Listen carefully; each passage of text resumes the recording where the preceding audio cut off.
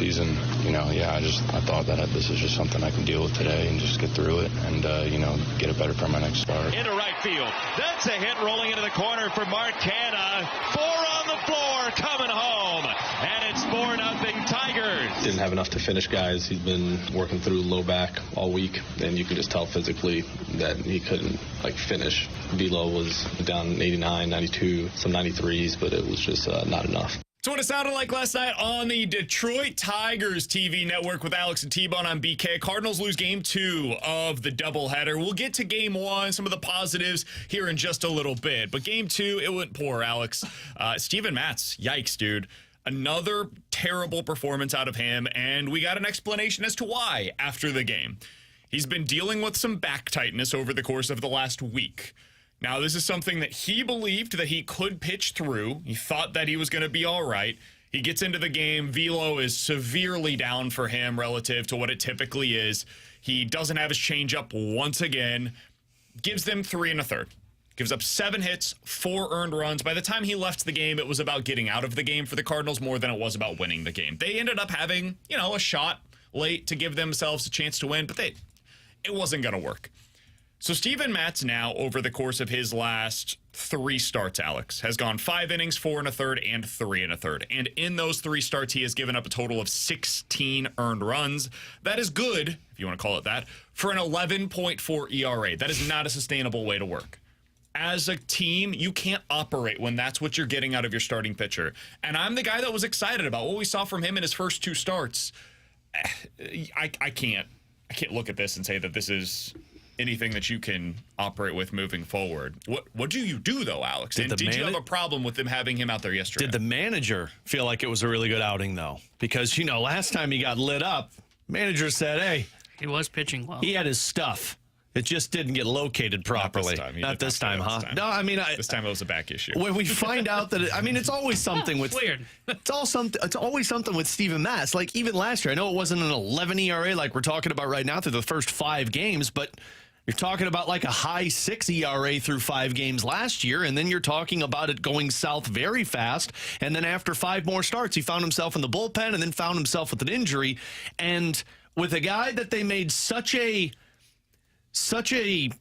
issue with, like, hey, we are going to focus on making sure Steven Matz is healthy once we get to the opening of the season because we cannot afford to have him injured.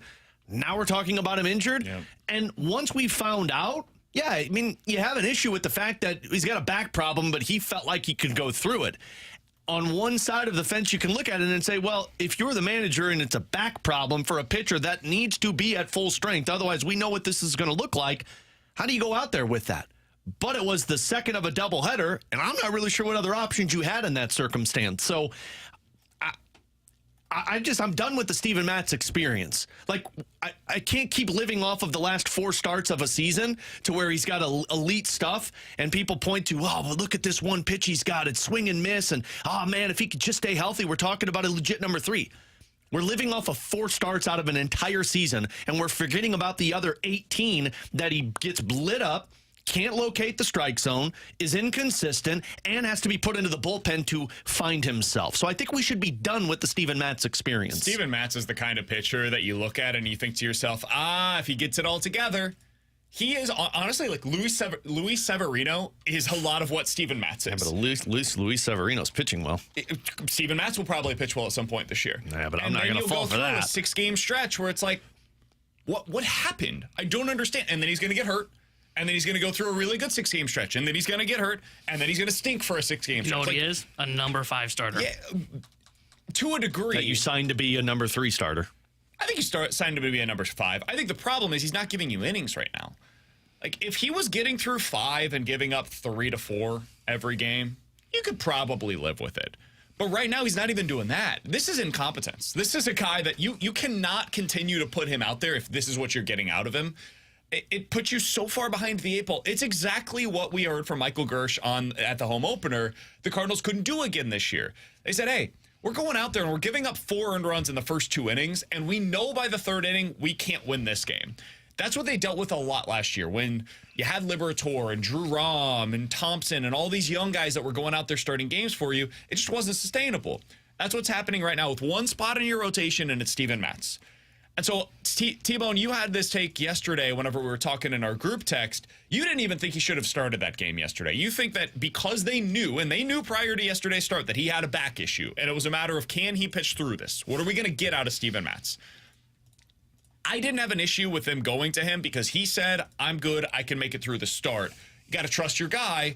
He gives you as good of a chance as any alternative, which speaks highly or lowly of the alternatives that they have right now.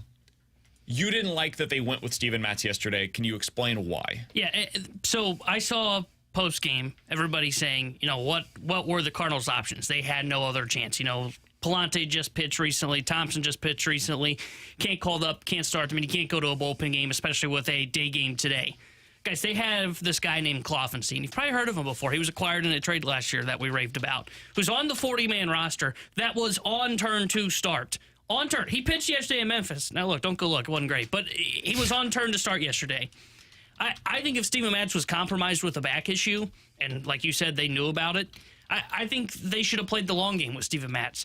They should have skipped his start and gone to Kloffenstein. Now, would Kloffenstein have a potential Mike Mayers opening start like you saw with him in national television, where he goes like a third of an inning, gives up 7 runs?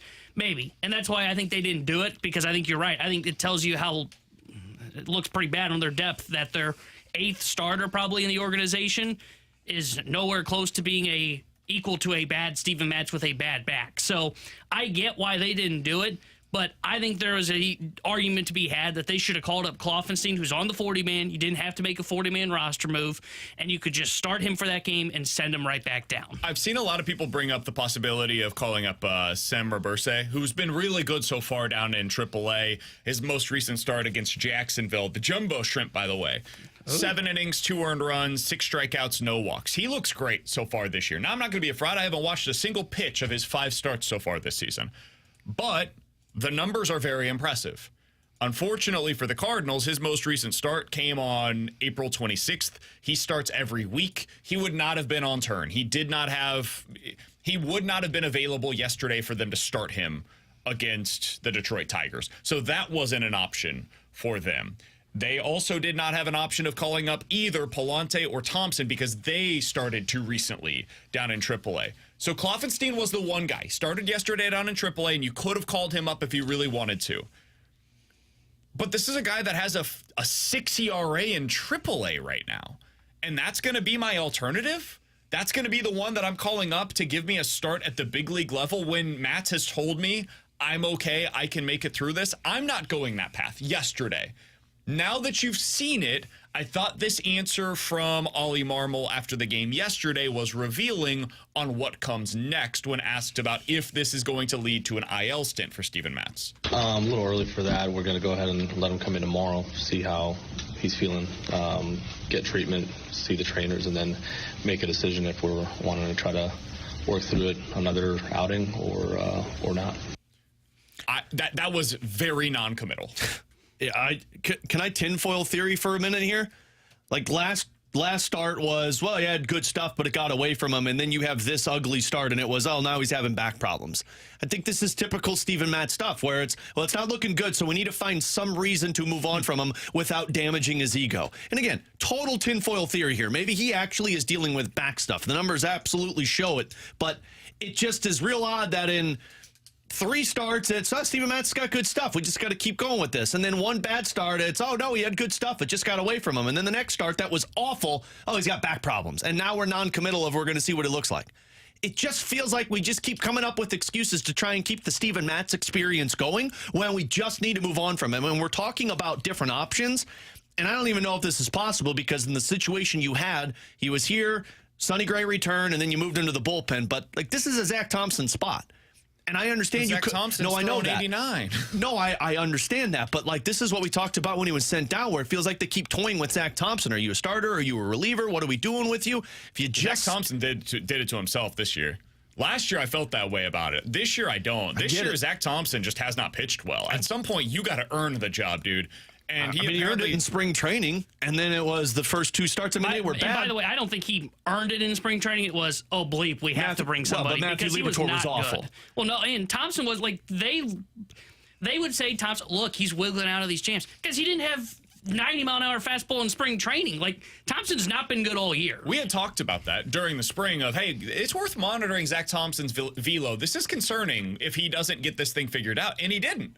His velo continued to be an issue early on this year. He says it's because he lost a bunch of weight during the offseason. It's something that he put value on, and then he comes into spring training, his mechanics are a little bit off, and now you've got a player that doesn't look the same as he did a year ago. I was the one that was super excited about Zach Thompson. I said all offseason, I would have been fine with him signing 2 starters and then just having Thompson as that number 5 with the high upside there. And yeah, there's downside mixed into that, but the upside is in play. Well, it's a good thing they didn't do that, because right now I don't trust Zach Thompson to start for this team. He needs to get things figured out in AAA before he can come back up here and figure it out at the big league level.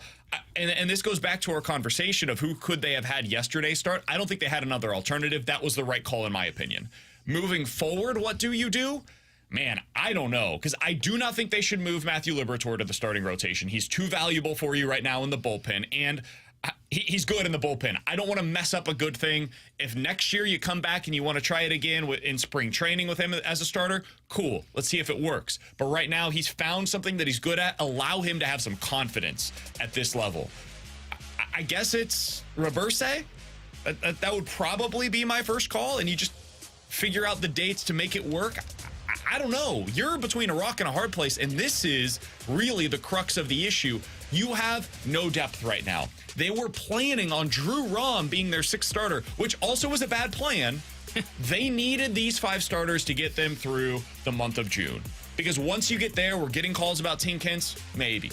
Probably not, but maybe. At that point, probably Reverse or Klopfenstein or McGreevy or Graceffo or Roby or Hintz. One of those guys, this is a big, long list of players, somebody they believed would emerge. And they probably will.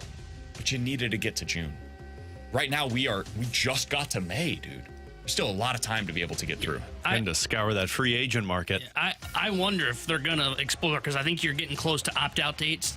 I wonder if they're going to have conversations. I'd have to look and see. There are some right-handers that are built up that have opt-out dates. I wonder if they'll explore that market, because I think you're right.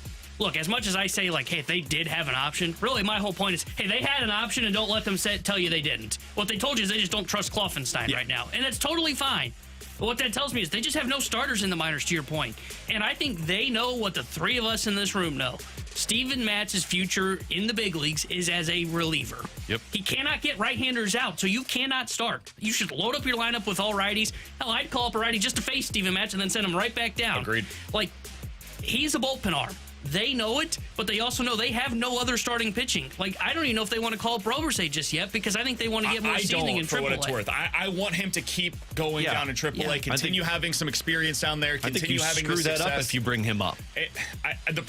So what do you do as an alternative? Exactly. You give a Zach Greinke a call, you give a Matt Boyd a call, a Rich Hill a call, a Vince Velasquez a call. I'm totally serious. I would call Rich Hill. Dallas. What about Madison Bumgarner? No. Heard he was good. I would call Rich Hill. Those are the free agents, at least, like, available right now that have not signed. I mean, a Zach Greinke or a Rich Hill, you know those guys are veterans that keep themselves in good shape. Rather than sit there and burn one of these young guys and have another Zach Thompson 2.0 come up, man, just get a free agent and put him in this position, because right now you need somebody who could give you more than 3 1/3 and give up 7 runs in that time frame. Hey, man, you want innings? Rich Hill will give you innings. That's for damn sure. I want attitude. Zach Greinke gives me sandpaper. I don't want any of those. They all stink in our row. Would you rather have Steven Matz start again? Sure. Oh. Honestly, can we just go to a 4-man rotation? Like, we got off days, or we're going to be able to do it? 13 games in 13 days after Thursday. Well, I've heard the bullpen was really good, and you're not overusing them. This is terrible timing for the Cardinals, because maybe they could have done that, T-Bone, earlier in the season. Just till Steven Matz is back. They can't do that right now. They don't have an alternative. They have to have somebody in that spot. I think they're going to. I truly think they're going to put him back out there. I think so. And if he can't go, I think they're going to scour what we're talking about, like a minor league trade. Like, you can pay cash to go get who started? It was Chad Cole, I think, who came in and did some relief the other day for whoever Memphis was playing. Go get one of those guys. I think Steven Matz gets one more start. I think that's what they're going to do. And after that, they'll have to reassess. But I think he gets one more start. They'll go that back. He'll miraculously. I think they're going to give him the extra day because you had the doubleheader yesterday. So they'll put Gibson in front of him in the rotation. You'll get that extra day push back. I think that's the way they're going to go about it. He's Alex Ferrario. That's Tanner Hendrickson, and I'm Brandon Kiley. 314-399-9646 is the Air Comfort Service text line to get involved in the show. The YouTube chat off and running. The Graveyard over at youtube.com/101ESPN STL. We'll get some of your questions at 11:45. But coming up next, Alec Burleson might be figuring this thing out, boys. And I don't know why people aren't talking more about it. We'll talk about it next here on 101 ESPN.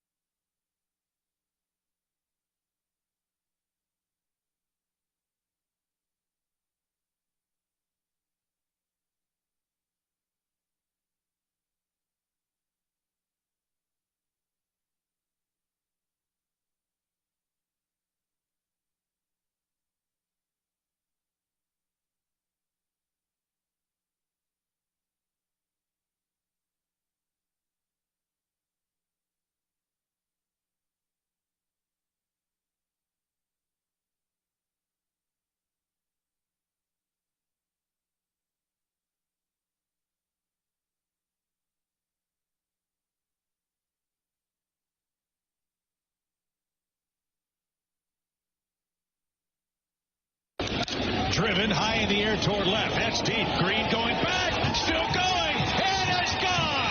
And opposite field. 3-run homer for Burleson. And the Cardinals have taken the lead. Now you're in a spot where a single could tie the game. Burleson 0 for 3 today. Shoots one. That's through for a base hit. Here comes Arenado. He's going to score.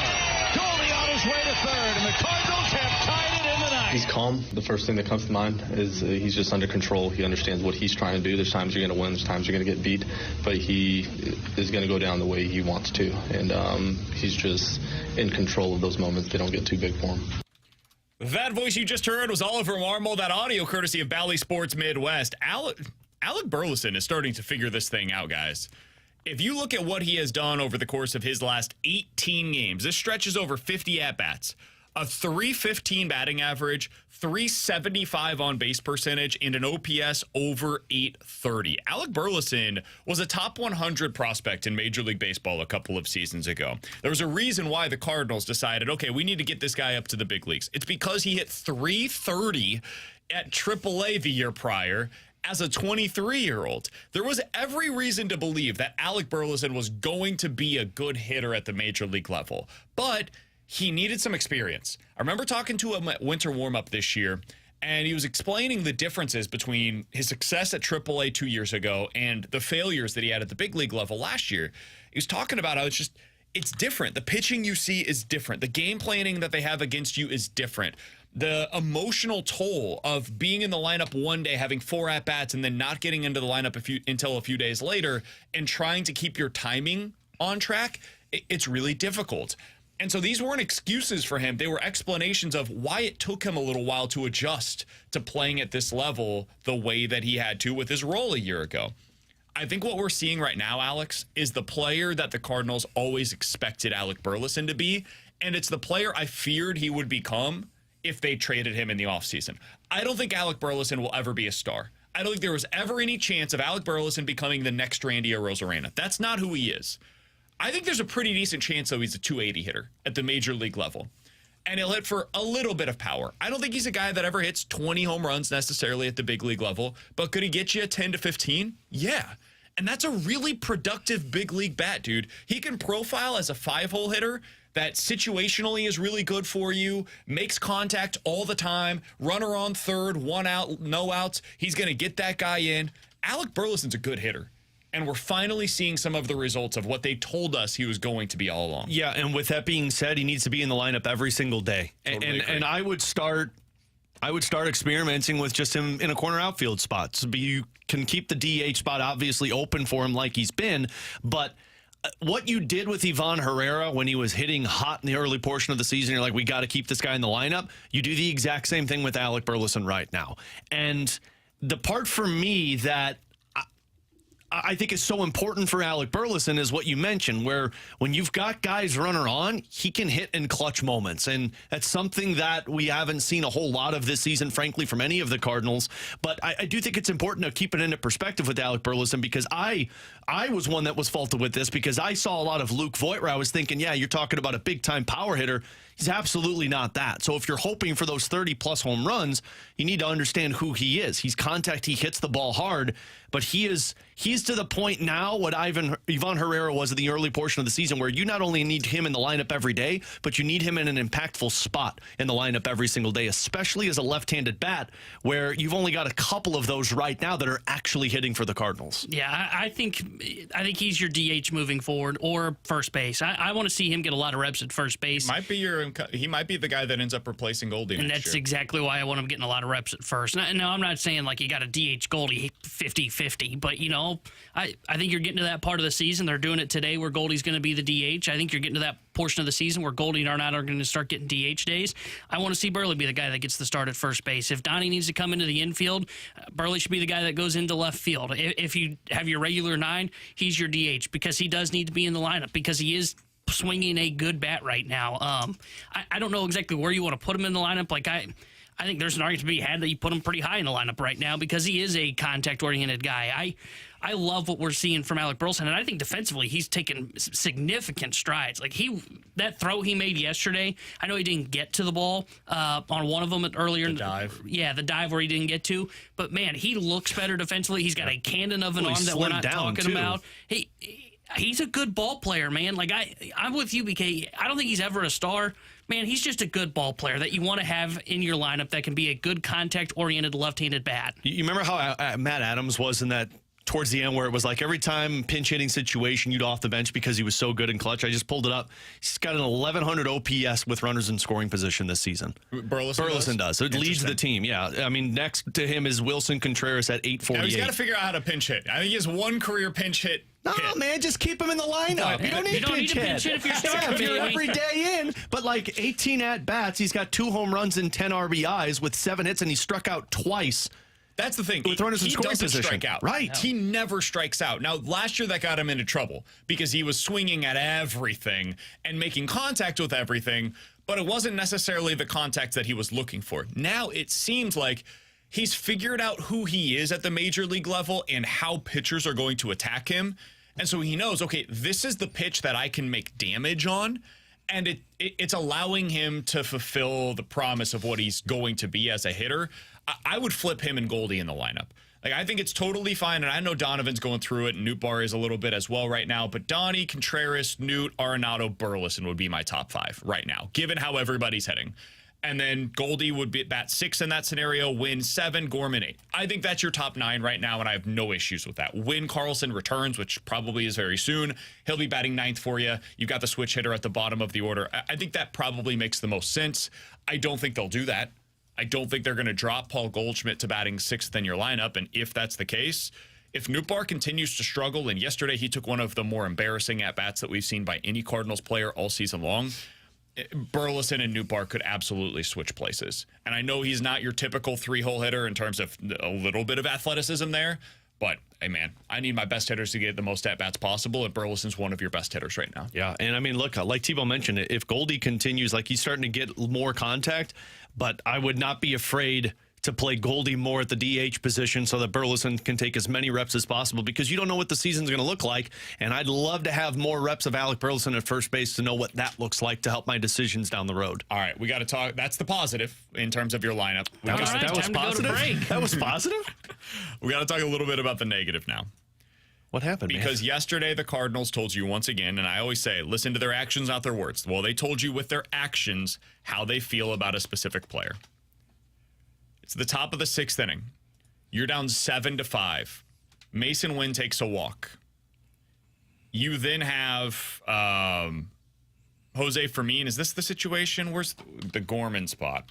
It was the 7th inning, wasn't it? Or 6th inning? Yeah, he came in, and there's a lefty on the mound. I can't remember exactly who it is that's pitching. It was the previous game that they had that. That's my bad. I got the games flipped up in terms of when he came out of the game. So Nolan Gorman comes in. It's the 8th inning. They're down 1-0, and Jose Fermin bats leadoff instead of Gorman going up against Andrew Chafin. Now, Chafin is a terrible matchup.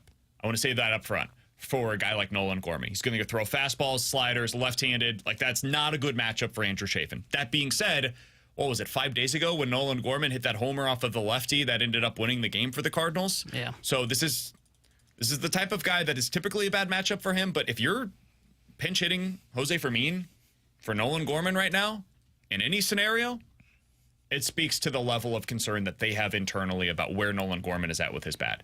And I think this is just something we've got to get used to. Gorman's going to go through terrible slumps where he looks lost at the plate, and he's going to finish the year with 35 home runs if he plays every day. That's just who he is as a player. But, man, when it looks bad, it is brutal to watch at times, Alex. Yeah, I mean, it really is. And I think it's just because of the hope and expectation of what Nolan Gorman was. And you're not seeing the power, which is what everybody's talking about. Defensively, he's significantly improved. But, man, if you're getting pinch hit in a game like that for Jose Fermin, which, again, very smart and right move by Ali Marmol because of the struggles, there's going to be so much frustration built around Nolan Gorman's time here in St. Louis because you're always going to be waiting for the 40 home run type of season. And because of his peaks and valleys, and I mean, I know he's still young, but this is the 3rd season for Nolan Gorman, the valleys are just so low. And it's to the point where when they go low, you don't have other guys to back that up. You're still relying on so many dudes to get out of their rut. And if Nolan Gorman's going to go through this, that's a massive hole that the Cardinals were expecting to have filled. That's not going to be there this season. I think you wouldn't be having the same conversation about Nolan Gorman right now, though, if you had other guys that were lifting up the lineup. The problem is Gorman is supposed to be the guy, and we talked about this before the season. It's why he was so high on my list of the top 20 most important Cardinals. He's supposed to be the guy that elevates the ceiling of your lineup. Your lineup should not go through the fits and starts, the ebbs and flows of the season based on Nolan Gorman going through his highs and lows. The steadiness of this lineup was supposed to be based upon your right-handed hitters. Wilson Contreras, Paul Goldschmidt, Nolan Arenado. The problem is you've got one of those three that's hitting at the level that we expected them to. And so when two of those three guys are slumping and you have your left-handed bats that are going through a slump right now, that's when we see this kind of just a brutal performance like we saw yesterday in Game 1. You don't have enough protection in your lineup to allow the peaks and valleys for a player like Nolan Gorman. Not right now. No. And you better hope you find it soon. Yeah, you better hope you find it soon. We're going to get into this later, but like this is a concern for the core of the Cardinals. If we're talking about Walker struggles and Gorman struggles, you're talking about these young guys that are carrying the load when Goldschmidt and Arenado might not be here. And I think for Gorman, I think you can get used to this if you can start writing in pen he's going to be a 30, 35 home run guy. Because I just looked this up because I think he is a lesser version of Kyle Schwarber, but very Schwarber-esque. I looked this up on Kyle Schwarber in his last 4 seasons. This is batting average. Look, batting average, not the end-all, be-all. 250, 266, and then it was 218, 197, and currently 202. You know what he did in all those years? He hit 30-plus home runs. So you're going to get those ebbs and flows. There's going to be years where Gorman does hit like 240, 250. There's going to be years where it could look a lot like this, but if he becomes a guy that you can write in pen for 30 home runs, 35 home runs, boom, it's a success. Just like it is for Jordan Kyrou. I know Kyrou is frustrating as hell to watch at times. But you know what I can write him in pen for? 30 goals. There are going to be these ebbs and flows where there are games where you're like, Kyrou's out there just kind of gliding along. But, man, he's going to get to 30 goals, and you need that on your team. And that's what you need on this baseball team is a guy that's got pure left-handed power like Nolan Gorman has. Let me give you Kyle Schwarber's batting average by month last year. You ready for this, Alex? This is going to be a roller coaster. 205, 115. Oh, God. 225, 170, 215. Are we having fun? 235. Now, when he hit at least 200 in any month, he had a 750 OPS or better. Every single one of those months when he hit at least 200. When he hit below 200, which happened multiple times last year for a month, OPS was 665 and 705. This is what it is, man. This is what you get. Sometimes it's going to look really good, and then there's 15, 20 games where it looks awful. And when you're in that stretch of, oh boy, what happened to Nolan Gorman? You look around, and as long as the other guys in the lineup are hitting, you can figure it out. And you just leave them in there every day, so go do your thing. We'll get this figured out down the road. But when it's not that way, when Goldie's not hitting, when Arenado has no power, when Contreras goes through a little bit of a slump, and Nootbaar looks the way that he does right now, stinky. That's what it feels like. It is stinky with this lineup. I don't have anything else. Coming up next, the Blues are thinking about giving Pavel Buchnevich a big long-term contract this offseason. Is he deserving of that? Would you give him the deal that he's looking for? And is Jake Neighbors in line for a contract extension this offseason as well? We'll talk about it next here on 101 ESPN.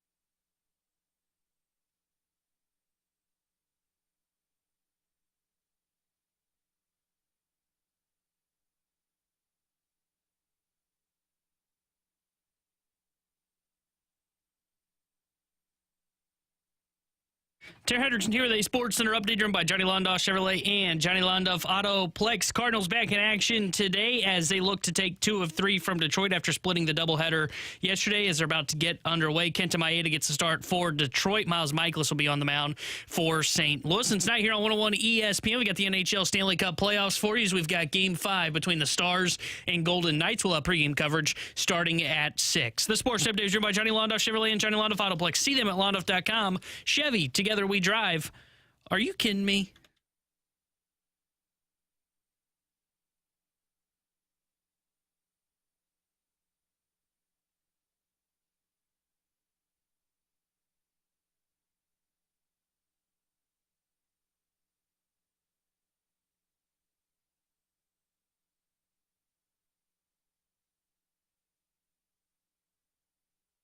Alongside Alex and T-Bone on BK. So a big question facing the Blues this offseason, probably the biggest one and the most immediate one, is what are you going to do with Pavel Buchnevich? You going to trade him? You going to extend him? Are you going to just play this thing out and then to see what happens next year and maybe at the deadline explore your options if things go south for you? It's one of the biggest moves player-wise that the Blues have to decide. Here's what Doug Armstrong had to say about their future plans with Pavel Buchnevich at the end of the season. He's eligible for a contract extension on July 1st, and there's no real rush for us. We're going to play the season out. Obviously, he's been nothing but a pleasant player since he's been here. He's been a top player for us. He performs well every night. He's a player that has stature in the league and stature on our team. And so he's a valuable piece of our team right now. And in July, we can sit down with he and his representative and make sure that he wants to be here and we can work something out. So he sounds like somebody that wants to bring Pavel Buchnevich back. He reiterated that a couple of different times in his end-of-season press conference. Alex, earlier today, there was a really good piece over in the St. Louis Post-Dispatch about what that contract will look like. Matthew DeFranks looked at all the comparisons. Basically, it's what we said. It's going to be about $8 million, and term could fluctuate 6 to 8 years. It's going to be a long-term deal. $8 to $8.5 million is probably the salary range that you're looking at.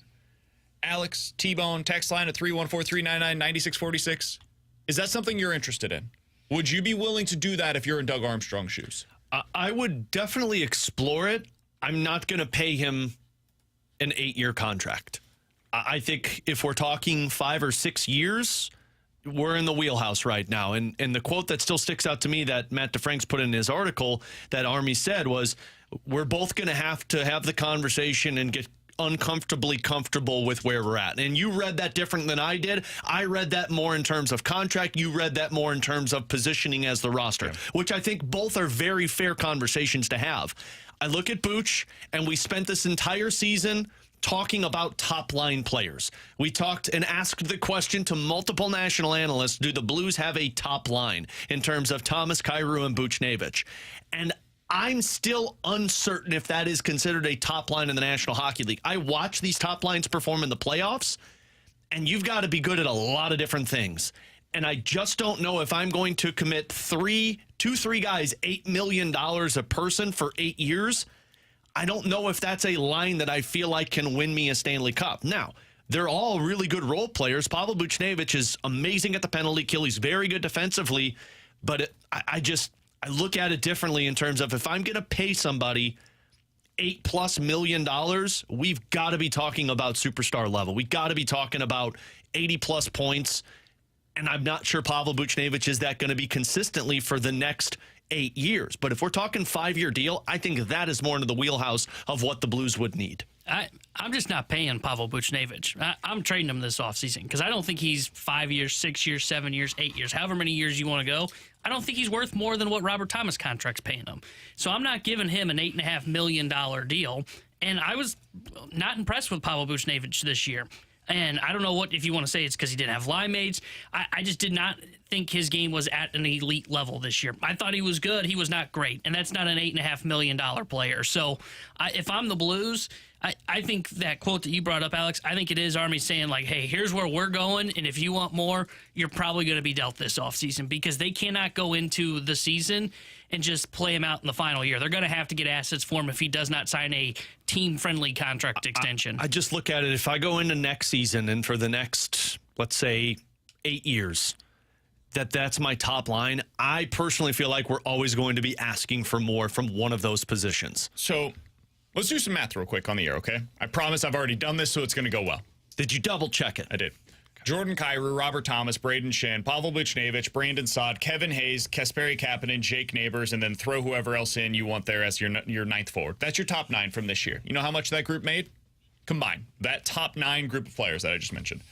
$42 million. That's how much you paid them for this season. And the cap this year was, what, $81 million? Mm-hmm. Yeah. 83. Yeah, 83. Whatever. It's going up, is what my point is. The following group of players: Thomas, Kyrou, Buchnevich, Shin, Neighbors. That 5. That's still here. Snuggerud, Dvorsky, Bolduc, Dean. That could very likely, very possibly be your top 9 forwards 2 years from now. That group of players, if I gave $8 million to Pavel Buchnevich and then everybody else was on their entry-level deal still, I gave 6.5, by the way, to Jake Neighbors in this scenario. He's on a long-term extension. 6.5 seems very reasonable for him, similar to the Braden Shin deal. That group of players is $41 million. Right now, you're paying 42 to a group of players that I think is worse than the group of players that we're talking about 2 years from now, potentially.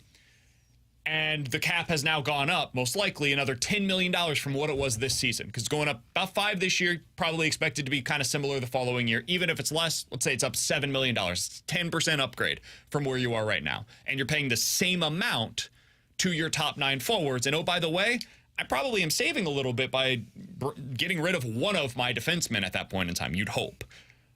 I don't think the money is as big of a problem as what we're making it out to be. Term, I think, is a problem. And that's where I get to what you said, Alex. Like, do you want to give Pavel Buchnevich 6 to 8 years? I don't know, because of where you're at as an organization. Where you're at right now is not a team that's going to contend next season, and probably not the year after either. So now you're talking about a 31-year-old forward by the time you're really starting to win again, making $8 million with 5 more years remaining on his term. Is that the way that you want to conduct your business? I don't know. That gets into the Braden Shin territory of when you signed it, was it a smart call? Yeah, because you were trying to win cups. Plural, multiple. And so you give the guy a contract that you know is going to age poorly at the back end of the deal because it's worth it for you to continue to contend right now. Why did you not sign Ryan O'Reilly to a similar kind of deal? Because of what we're talking about right now. The back end is going to hurt most likely. David Perron, they thought the back end of that deal would hurt them. Do they feel differently about Pavel Buchnevich and the way that his game will age? That will ultimately determine this for them, in my opinion, because I don't think the $8 million will or should scare them off. I think that's just the going rate to sign a player like this. It's the term that would scare me. And that's where I'm at, too. I think he's worth $8 million. That's just how the NHL goes. I believe, I mean, people are complaining about Jordan Kyrou. And if you get another player who's making $8+ million a year, that's not a 35 goal scorer, I think people are still going to be very upset because that seems to be what people expect. He's so good as a two-way forward. I'm 100% with you. I don't think you need those players to win a Stanley Cup. You need those types of players. That's what Alexander Steen was for the Blues. And the tough part is if you don't have him, where are you getting that? And that's because you don't have anybody in your system that profiles to be a Pavel Buchnevich type of a player, and those guys don't hit the market, dude. Good luck finding somebody on the free agent market that you're going to get for $8 million that's as good and as versatile and plays a two-way game the way that Pavel Buchnevich does. You've got to find the next one, and good luck. You did it once. Are you going to press your luck and hope that you can do it again? I don't know, If I were to present to you both of these players, Buchnevich and Kyrou, and say who is more like a number or a top-line player, I think we all would agree it's Pavel Buchnevich for how he plays. But now I've got 3 guys that have to be top-line players. And that's why... I don't feel that way. You don't have a roster to cover for one of those guys not being a top-line player. But it would require one of the young guys stepping up. It would require one of Jake Neighbors or Jimmy Snuggerud, most likely. Which probably isn't going to happen for 3 years. And that's why I'm not doing the 8-year deal with Pavel Buchnevich. Because in let's say 3 years from now, like you mentioned, BK, you're at a position where Snuggerud's developed, Dvorsky's developed, Bolduc, Neighbors, all have developed. And like, man, we got a good roster right now. Now you're talking about 4 more years where this guy's making $8 million who might be on the decline. And now I'm going to have to start paying my younger players. And it just gets into a really sticky position. This is why I saw Greg Wyshynski tweet this out because Julian Brisebois was talking about their presser after the Tampa Bay Lightning were outed, and somebody brought up Victor Hedman. And I don't know what the contract is for Victor Hedman right now. I don't know when he's a free agent. I think it's like 2 years from now. But Brisebois brought up, like, hey, the cap's going to be rising, and there's one more year under contract. And he mentioned there's probably going to be another expansion draft, maybe 2 of them, and you're talking about a CBA negotiation coming up. So you're not just talking about next season with Pavel Buchnevich. GMs are looking 4 to 5 years from now, and is $8.5 million, which I believe is what Pavel Buchnevich is going to be looking for. Somewhere in the 8 to 8.5, depending on term. He might be closer to 8 if you get him the 8-year deal. I mean, I looked at Bo Horvat's contract and said that's what Pavel Buchnevich is going to be asking for, which is, if I'm not mistaken, it was 8 by 8.5. So 4 or 5 years from now, when you feel like you're ready to exit out of the retool and ready to win, where is Pavel Buchnevich at in the trajectory of his career? And that's where I feel like it handcuffs you. I would also add, though, 4 or 5 years from now, where's the cap?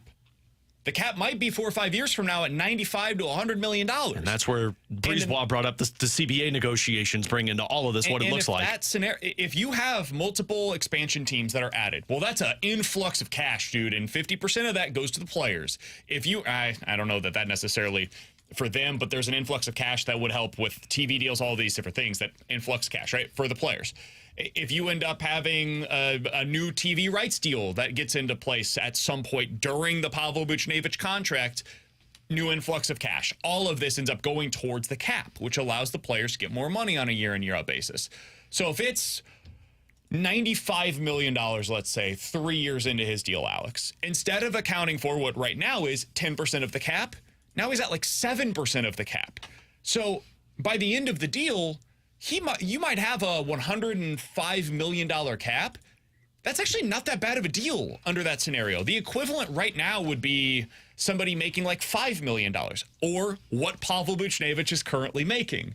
And we don't view a $5 million deal, even if it's like a, I don't know, Saad, for example. Brandon Saad's making right around there, $4.5 million, $5 million. If I told you, Alex, 5 years from now, Pavel Buchnevich's deal is the equivalent in that cap what Brandon Saad's deal is today. Oh, it's a steal. But what if I tell you that he's aging and now his game is more similar to what Braden Shin is? And that's the problem. Is it worth it still? If his cap hit is similar to Brandon Saad and his game is similar to Braden Shin? I don't think so, because But you got the front end years where he was still elite. I think it's worth it. But I don't think you're going anywhere in the front end years. They might be good 3 years from now, though. Maybe. And maybe even 2 years from now. I just don't know if the time where you are as an organization, I don't think you're in a spot to be giving Buch a contract extension. That's where I apply. I still don't think he's an $8.5 million player. Get rid of him, you're immediately looking for him. Well, exactly. And that's why, I mean, like in the scenario that we're painting right now, and I know people don't like it because I just always go to bashing on this, but I would much rather have Buch at that contract than Kerber at that contract, because I think Buch plays better. I think you can have both. Maybe. This is where I'm on an outlier here. I don't think that the money is as big of an issue as we're making it out to be. I think if you have both, you're expecting one of these young guys to be a top line winger. Totally agree. And I don't know if that's fair to put on either of them or any of them, because I don't know if they are. Like, you think Jake Neighbors is a top line winger? I think offensively he can be. I think defensively is the part you have to wait to find out. But you're saying the same thing about Jordan Kerber. That's why I think Pavel Buchnevich is a necessary piece for you. But I always go back to, like, I think this requires Snuggerud to be a top 6 and Dvorsky to be a top 6. And if you can get those two things, if that works out 2 years from now, I think you can be a legit contender. This is why I also, and like, it's weird to say, but I think Buch is tied to the coach that gets hired. Like 3 years ago, look at the point production that Pavel Buchnevich had, and he was a second-line player. He wasn't even a top-line player at that time on that team, because you had the O'Reillys and the Perrons, those guys having success.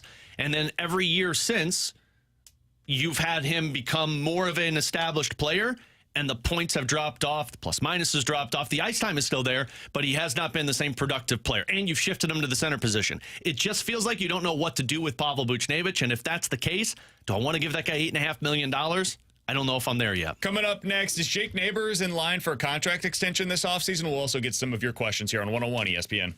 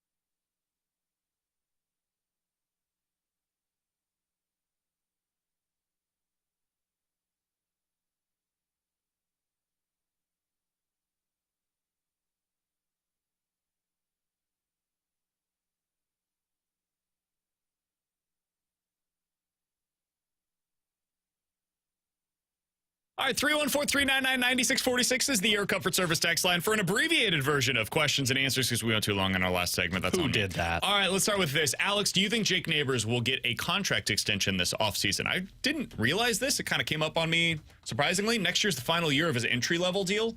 Do you think that he will get an extension this offseason, Alex? I don't. I'm sure Doug would probably love to lock it up, but he's under your control no matter what. And if you're Doug, I would say, let's see what one more year looks like. Because if you have another great year, fine, we'd love to pay you. But if you have a down year, well, that's more favorable to us and more of a bridge contract. I'd agree with that. I think you probably wait one more year just to see what it looks like before you do, because you're right. You have your rights, so there's no need to rush it. I would do it if he's willing to take a contract that is favorable to the team. Like if he's willing to do $5 million on a long-term deal, yeah, hell yeah, man. Let's get it done. Absolutely. If you're looking more at the $6+ million range, maybe not. Maybe let's see what next year looks like, because I think he's more likely to have 20 goals next year than 40. And if you end up as closer to a 20-goal scorer, that is kind of that Brandon Saad range of $5-ish million on a per-year basis. All right, 314-399-9646 is the Air Comfort Service text line. Guys, did you see JR's article? He mentioned not to close the door completely on a Montgomery reunion. They have a lot of love for the St. Louis area. As of today, what percentage chance would you give the Blues to get Jim Montgomery? I'd put it at like a 25% chance. Wow. I mean, I do think there's I would go 5. I'd go 1. I do think there's a chance he could say, like, I don't want to be here anymore. And if you're Boston, if a coach doesn't want to be here, like, we'll move on and we'll find somebody else. I mean, look, it's not like there's going to be a short list of available coaches if all of these guys become available. And if the guy doesn't want to be here, I gave you the tinfoil earlier. I think he's just like trying to throw this series now. He's like, I want out of Boston and start changing the lineup around. But I think he wants a bigger contract. Why not, man? I don't put it at 5%. I do think there's a more legit shot, because if the guy says I don't want to be here, if you're Boston, you don't want a coach that doesn't want to be here. The reason I say 1% is even if Montgomery doesn't want to be there, if I'm Boston, I'm holding on to his rights. All right, you don't want to be here, you're not coaching anywhere else. You're going to be a Boston Bruin, or you're just not going to coach a year. And if you want to sit a year, that's fine. Or we'll trade you. Somebody's going to have to give us a haul for you then. That's what I would do if I'm Boston. He's not getting out of that contract super easy because he misses the free zoo in St. Louis. No, he's the coach of the Boston Bruins, and that's why it's a 1% chance for me. I just do not see it happening. Yeah. I also, and this is no shot against Jim Montgomery because I think he's an incredible coach. We've seen it everywhere he's gone. I also believe that Boston's such a well-oiled machine with their players and leadership that you could put another coach in there and they'd still have success. With Alex and T-Bone on BK, coming up next, does this look like a last-place Cardinals team to you? Because it does to at least one Major League executive. We'll let you hear about it next year on 101 ESPN.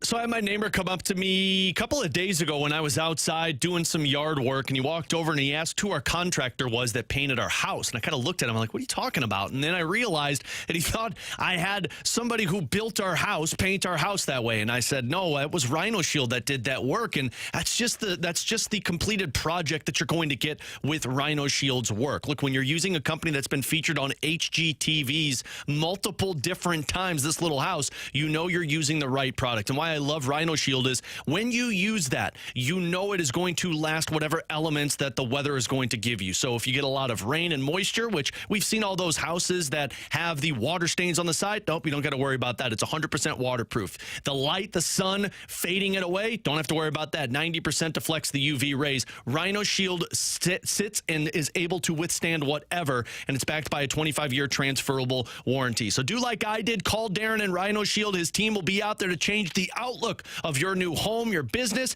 877-25-RHINO, 877-25RHINO.com.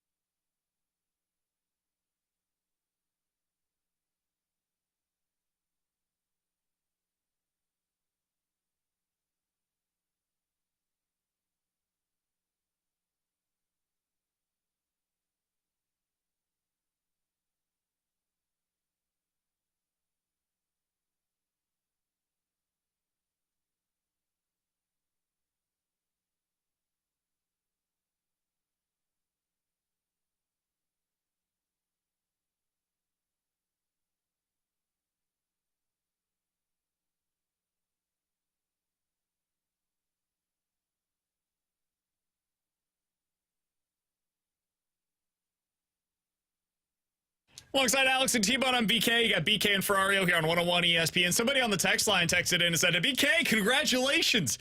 On March 27th, you predicted that the Cardinals would be 14-16 after their first 30 games to be played. Well done. We went back, checked the audio, because, of course, if I was right, I want to go make sure that I get that played on the air. Peacock that one this segment. How'd that turn out? We're not going to play the audio because I was wrong. I always said 16-14. T-Bone, though, congratulations. Yeah! Correctly predicted a 14-16 record for the Cardinals through their first 30 games.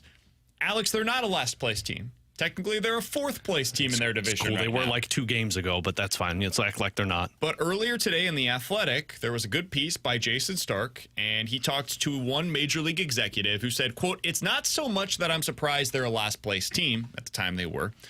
"It's more surprising that they look like a last-place team when you watch them play." I don't feel that way, Alex. When I watch this baseball team play right now, they look like a 500 club. They look like a team who has an offense that's terrible. They're 28th in Major League Baseball in OPS. The numbers match the eye test. They've been horrible offensively so far this year. But the numbers also match the eye test in every other aspect of the team. 20th in starting pitching ERA. That's got a lot to do with Steven Matz blowing up in his last few starts. 15th in bullpen ERA. They've had a couple of situations where Gio has blown up. 11th in defensive runs saved. They are a middle-of-the-pack team in just about everything except for their offense right now. So when you watch them, Alex, do you feel more like the executive that told Jason Stark they look to me like a last-place team? Or do you feel like more like me where it's like, more like a middling 500 club right now? Yeah, I think saying they look like a last-place team is way too extreme. And this is somebody who's pretty negative about the Cardinals, but I mean, you're not. A last-place team is the Miami Marlins, the Colorado Rockies. I don't even know if I'd consider the Pittsburgh Pirates to be a last-place team, even though they're sitting in last place. Like, I look at teams that are basically planning to pick first overall in this upcoming draft. That's a last-place team. Last year's Cardinals, that was a last-place team. This is a 500 team. I see a middling team in every aspect that you just mentioned. The run differential doesn't do it any justice, talking about minus 27 right now. But I see a team that can win a game, and then I see a team that can lose a game. They'll win 2, they'll lose 3. They win 4, they lose 4. This team has no consistency to it, which tells me you're an average team, which hence 500. Yeah, I'm with you. I think they're a 500 team. And I think it's because really just the offense. I think if the offense started to hit, you would feel like they could be a wild card team. I think you really would.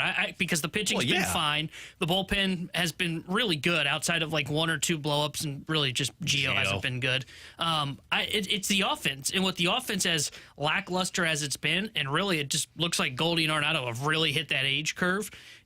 That's the main core of this team, to where it is going to be an offense that isn't very good, that sits in the middle of the pack. And I think when you look at the roster, it's why I've said, like, I think their ceiling's 85 wins, but I think their floor's like 75. Yeah. So that's like right around a 500 team. So that's where I think they are. I agree. They're not a last place team. One text real quick before we get to Jamal Mayers on the other side. Former Blues forward, now does analyst work for Bally Sports Midwest. BK, how in the heck do they not look like a last place team to you? No one cares about your stupid stats. What your stats tell you.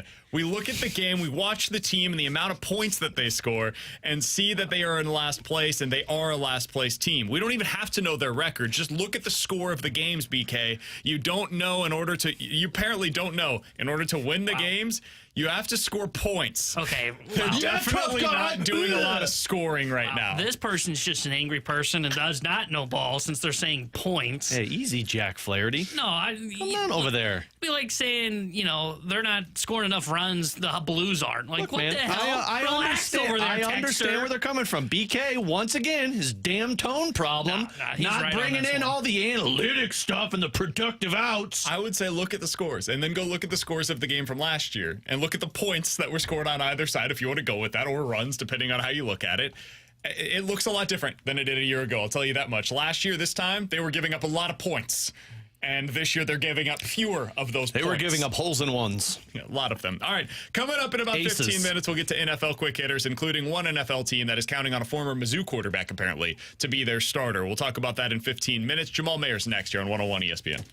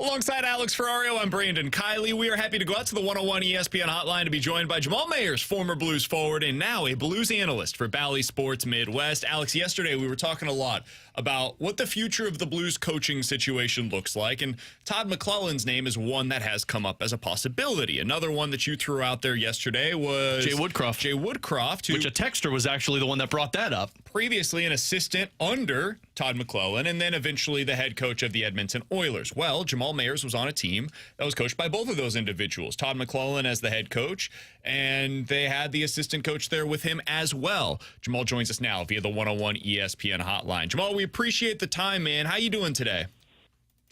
I'm doing well. How are you? Doing really well. So let's start with the obvious, which is your experience playing for Todd McLellan. Jamal, can you give us a little bit of insight into what kind of a coach Todd McLellan was? You were with him, it's almost 15 years ago now, so maybe there's some differences between who he was then and now, but what was your experience like with him? It was good. We had a really good team. We made it to the conference finals. Unfortunately, lost to Vancouver in 2011. But we had a veteran team. He was arguably one of the most prepared coaches I've ever played for. Very detailed in regard to how he wanted us to defend, how we wanted to check in the neutral zone, and how we wanted to create offense. And it felt like all three systems felt like they came together really well, and that was partly because we did a lot of video. We did a lot of work off the ice to make sure we're all on the same page. And, I enjoyed playing for him. So we had a good team. Unfortunately, we came up a little bit short, but he's a smart hockey guy, and it's kind of puzzling why things didn't work out for him, as he pretty much turned things around for LA pretty quickly. But as you know, it's a winning business, so he was let go, but it doesn't change the fact that I still believe he's a great coach. And Jamal, when you look at the teams that he was a part of, obviously you're speaking of the Sharks. You mentioned how veteran heavy that they were. The Oilers you could kind of put out of that conversation because they were trying to exit out of that rebuild that they were under. But even the LA Kings, that was a veteran-built team with Drew Doughty and Ajay Kopitar.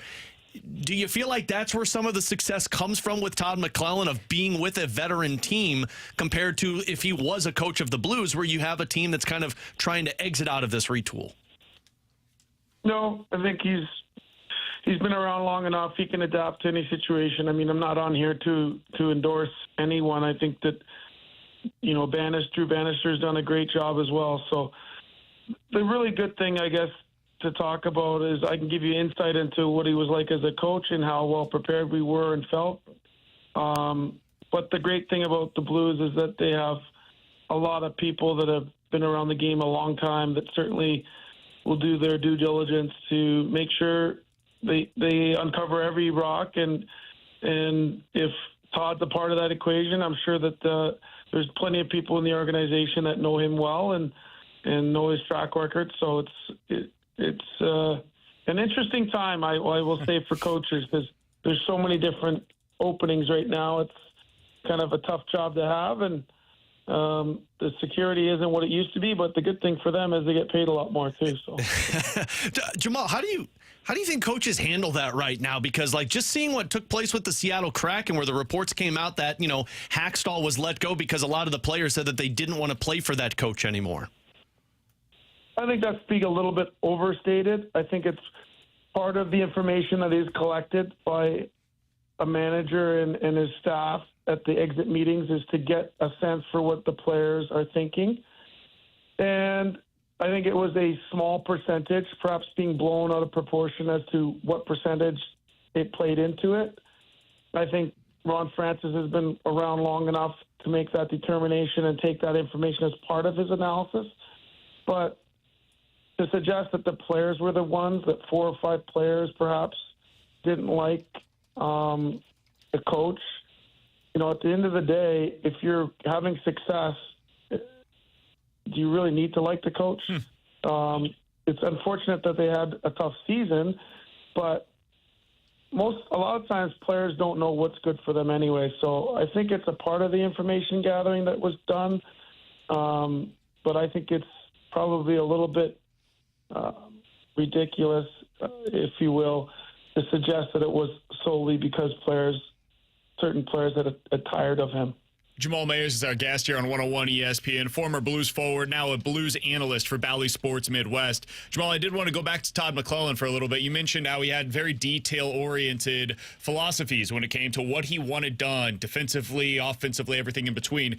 We saw when he was with LA, he did run that 1-3-1, which at times gave the Blues some serious troubles. When you were with him in San Jose for that year, can you give us some of the details on some of the philosophies of how he viewed what he wanted done, especially when it came to his defensive philosophy with you guys? Yeah, I think that a lot of it is going to be determined by personnel, and every coach is going to adapt accordingly to what they have.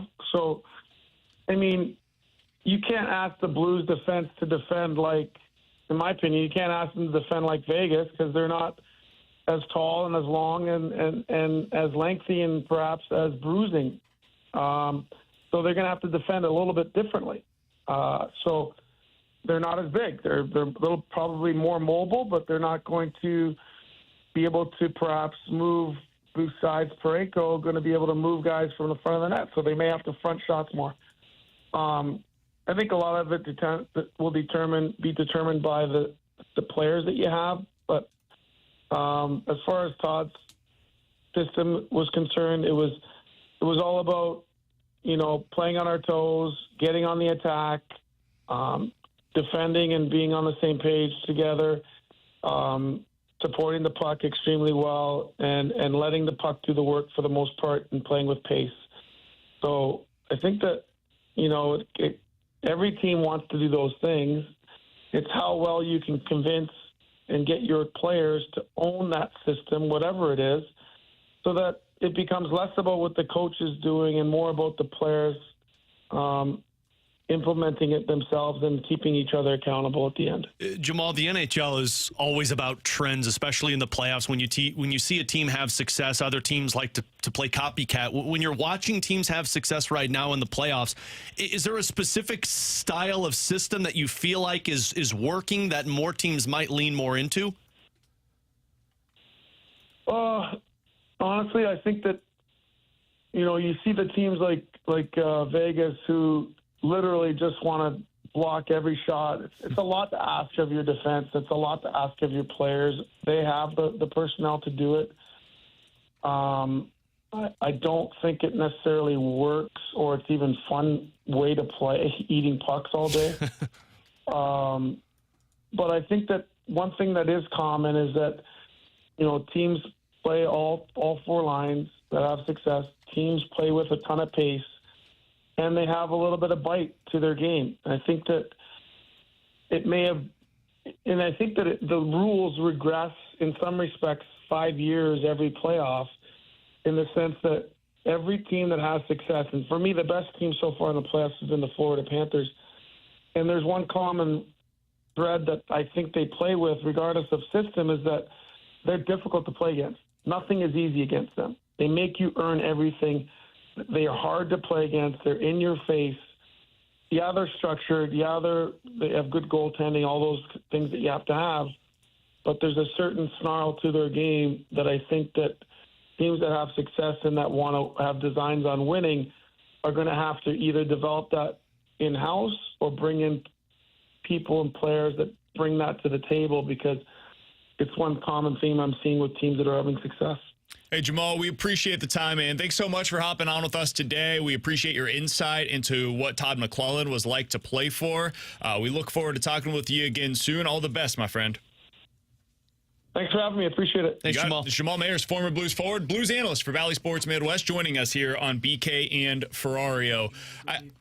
I think what he said there about Todd McLellan when I asked about the system is a really good point. It ultimately comes down to what's the buy-in. Well, that's what T-Bone said yesterday when we were talking in the office. Like, we could talk about like the impact of a coach as much as we want, but this is going to come down to the players. You got to get a coach that are willing to, you got to get a coach that the players are willing to listen to. And that was the case at the beginning of the Craig Berube era. Like, you think back to what Berube was asking his guys to do. Was it like the most game-changing, earth-shattering philosophy hockey-wise that you've ever seen. No, it wasn't. But they bought into it, man. Same with Hitch. They bought into it, and they were very detail-oriented. They had the players to do what he was asking them to do, and they got the job done. That didn't happen this past year for the vast majority of the season. Now, I think it got better under Drew Bannister by the end, but it's something that whoever your next head coach is, like, this is not so much like a baseball manager who philosophically believes X, Y, and Z is the way that you go with platoons, with bullpen decisions, like the rest, all this different thing.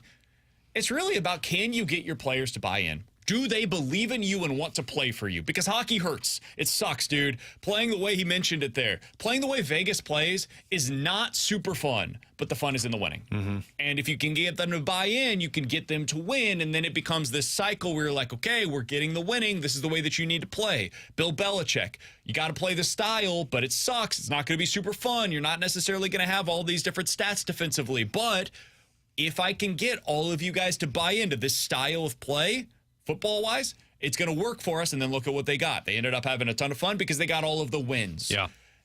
I come back to the hockey side of things, and for me, that's one of those things that makes it difficult to assess this from the outside looking in. We don't know. We don't know how any given coach is going to be able to mesh with this specific team. I always go back to a conversation I had with David Backus after Ken Hitchcock was gone, and just talking to him about Hitch and the type of guy he was. And Backus always pointed out, like, Hitch is not an easy person to play for. I mean, a lot of people will talk about how much of a pain he was, how much he kind of chewed guys out. But what Backus said is, as long as you have the right people that can relay the message that he's trying to put into the players, meaning what Hitch is saying is going to an assistant coach that has a good relationship with the captain, that the captain can relay to the players, that's where the relationship works. It is about winning, but if it's a grueling style and you're winning, it's hard to stay committed to, and that's where you have to have the right vocal, and that's why it's so difficult to sit here and say, well, Todd McClellan's the right guy, or Jay Woodcroft's the guy, or Joel Quenneville's the guy. You've got to have a guy that is going to be able to have the entire locker room buy into what he's saying, but also willing to listen when he wants to change things up, and I think that's such a important factor when you're deciding who's going to take over that role. Getting a good coach, super important. Finding a good coach is really hard. It's ultimately the way that this ends up going. All right, he's Alex. That's T-Bone on BK. If you missed any of our conversation with Jamal Mayers, check it out on the podcast page, 101ESPN.com. Free 101 ESPN app is where you go to find it. It's all presented by Dobbs Tire and Auto Centers. We'll be joined by the voice of the Blues, Chris Kerber, coming up at 1:30. But next, some NFL quick hitters, including an NFL team that's counting on a former Mizzou quarterback to be their starter next year. This comes as a bit of a surprise. We'll talk about it next year on 101 ESPN.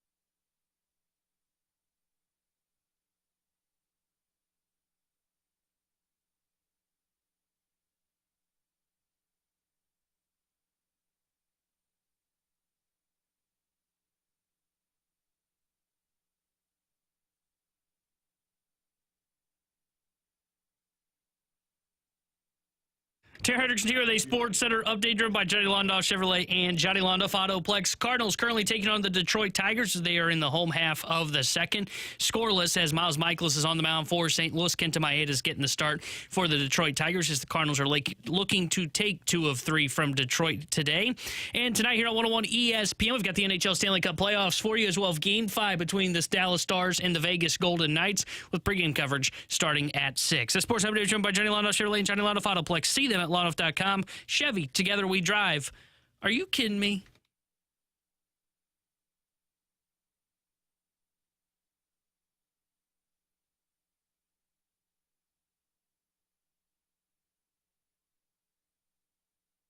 All right, let's dive into some NFL quick hitters. Let's start with some news that came from Daniel Jeremiah of NFL Network. He was on his podcast and talking about the Giants and what their future plans are at the quarterback position. Buckle in, Alex.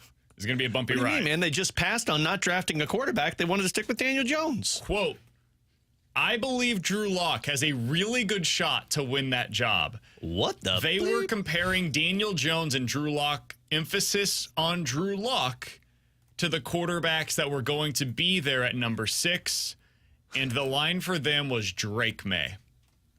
So basically, Drake May is Drew Lock. They believe that Drake May is better than the 2 quarterbacks that they have on their roster, and everybody that went after Drake May is worse than Drew Lock. Okay, well, so they believe apparently Drew they don't know Lock how to is evaluate better talent. Than Michael Penix Jr., than Bo Nix. That I can agree with. Or J.J. McCarthy. Okay, so 2 out of the 3 I can agree with. Alex, is Drew Lock really going to start for the New York Giants this year? Yeah, probably. I mean, they obviously... Where's that texter that told me that I was a fool for not buying into the Daniel Jones experience? Oh, you he's remember left that? a long time ago. Yeah, he logged off pretty quick. I mean, they were going to draft a quarterback so that they didn't have to play Daniel Jones. I can't believe this team gave him $40 million. This is a lesson for teams across the NFL. If you aren't sure, do not give your guy an extension. Franchise tag him. Give him 1 year to find out. Give yourself more time. The franchise tag's the same amount of money. This is a big lesson for teams across the NFL to learn. Hey, Dolphins, are you listening? Don't make the same mistakes that the Giants Jacksonville, did. are you listening? Dallas, are you listening? What? Yeah, Dallas, I don't know. Lawrence, come on, man. He said, I'm not sure. Trevor Lawrence is much better than at any point we thought about Daniel Jones. Well, sure, but again, to your point, we're talking about the lesson learned. Sure. I'm not sure Trevor Lawrence is a top 10 quarterback. And if that's the case, you know what I'm not going to do? No, he's not a top 10 quarterback. Thank you. Not a top 10 quarterback. You really don't think so? No. He was awful last year. I mean, yeah, he's been a 500 team since he's been there. I think that has a lot to do with the supporting cast, personally. Well, they hired a coach because they thought it was going to bring the best out of him, and what happened? No, it's fair. I'm talking about like the players around him. I don't think they have a good team. They had a lot of weapons last year that they still were 500. I mean, didn't they brought in Calvin Ridley? Okay. And on top of that, another one? No. you got a second player? Christian Kirk's good. And the running back from Clemson. Etienne's, he's fine. Yeah, kind of like Lawrence. Fine. Yeah. The whole team is fine. I think if you had a top 10 quarterback, you know what he'd do? He'd pluck up that roster. That would be my counter argument. That is a very fair critique. Thank you. That's a more than reasonable critique. I'll be here critique. all week, everybody. The Dolphins would be the team that I would point to, though. But seriously, yeah, I agree. Drew Lock, he's going to start? Yes. For an NFL team? I mean, is Drew Lock worse than Daniel Jones? Yeah, he might be better. That's our line right now. He did beat the Eagles last year on Monday Night Football. I remember that. If that's our line these days, like, I think you could pretty much start anybody on that team. Do you think he could be the next Geno? Where, like, he had hype coming in, second-round pick, didn't work out, obviously, at his first couple of stops. No, because I think the team still shows stinks. some promise, and then eventually maybe has a little bit in his But tank. at least, like, Geno had stuff to throw to and have success with. And, like, I mean, if you're Drew Lock, yeah, you just drafted Neighbors, but, I mean, that's it. So, no, and your offensive line is god-awful, so you're going to be on your rear end most of the time. So, unfortunately, no, because you don't have the same type of team that Geno Smith had. They really don't have weapons outside of Neighbors. It's bad. That's think why I liked the pick of Neighbors, but still don't have a damn quarterback. Like, I think that Locke probably could be a Geno Smith 2.0, but not in New York. Like, if I don't even know who the right fit would be. Honestly, you put him in Seattle, he probably could put up Geno Smith numbers. Yeah, and you saw him have success in that start with Seattle. Cleveland. Put him in Cleveland. Yeah, I think he could have success in Cleveland. I think he'd be better than Deshaun Watson there. Yeah, and I think he'd be like their Joe Flacco. Joe Flacco was just better than Deshaun Watson. Like he could do that in New York. I mean, Alex is right. They have just the one weapon, and the offensive line's so bad I could get a sack against them. No, he cannot do it there. You're a multi-sport athlete, T-Bone. You could catch a pass. You could hit a ball. You could sack a quarterback. If you saw some of these things that, like the Lions secondary last year, anybody could get open. All right, let's continue. NFL quick hitters here, BK and Ferrario. So I saw this yesterday. Kind of caught my attention. Colin Cowherd, take him or leave him. He put out his top 10 NFL teams right now after the draft. He had the Chiefs at number 1. I think we all agree on that, right? Chiefs best team in the NFL. Come on with some of the original. Yeah. No. Where it gets really interesting is at number 2. Everything gets interesting after 1. I've seen this list. No, but why I'm saying it gets interesting after 1 is because who would you have today as your second best team in the NFL? San Francisco. Would you? Mm-hmm. With the roster they have in place. Now, if they blow it up with Debo and Ayuk, then that drops significantly. But if you're bringing back that same roster, I would say San Francisco. I agree. I think San Francisco's the second best team in the NFL right now. Now, what gets interesting is when you get to number 3. I'm actually surprised that we all had the same team there. I didn't think that was going to happen. We know ball, man. Easy, Jack. Chiefs 1, 49ers 2. He had the Ravens at number 2. See, I would put the Lions at number 3. I would too. Yeah. Damn it. I agree. Come on, guys. What I was saying, by the way, when I made that comment of like, this gets interesting after 1, is like 2 through 10. I'm like, what the hell is Collinsworth smoking here? That's my comment on it. Well, it's Cowherd, but yes. Collinsworth is off right now. Cowherd. He's not smoking anything. Number 4, he had the LA Rams. Get the hell out of here. 5, he had the Green Bay Packers. Feels a little low. Get the hell out of here. I would have the Ravens and Texans above both of those teams. You'd have the Ravens at 4? Probably, yeah. I'd go Texans 4 and Ravens 5. Am I buying? Are we getting out of our skis on the Texans? No, I'm so bought in on the Texans, man. If it wasn't for my love of Detroit, man, Houston would just be right there with. They are, actually.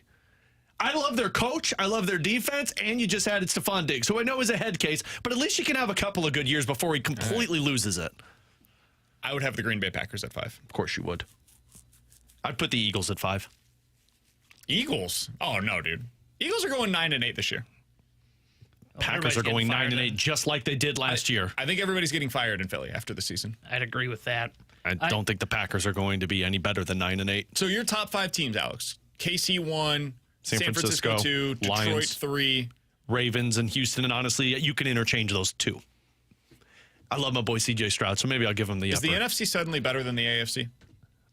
I think the AFC is 3 teams heavy. Oh, that's a good point. I still think the Bills are towards the top in the AFC. I think there are still better teams in the AFC than the NFC. I think the NFC, they feel better because it's a weaker conference. That's how I feel about the NFC, at least. You know who I think is going to be better than expected this year? The Cowboys? No, on the AFC side. The Steelers. Watch out for the Jets, guys. I'm actually being totally serious. Is this before or after Aaron Rodgers is campaigning? I think the Jets are going to be really good. They fixed their offensive line. That's a big deal. They added another weapon. That defense was really good last year. If Aaron Rodgers is even 80% of what he was at the end of his time in Green Bay, the Jets have a chance to be the second best team in the AFC. Not even kidding. Yeah. I'd have the Ravens above them no matter what. They just have no weapons, dude. I just don't know what to expect from Rodgers at that age coming off an Achilles injury. But they did get Derrick Henry. And their weakest area was the red zone. And Mark Andrews was out for 6-7 games.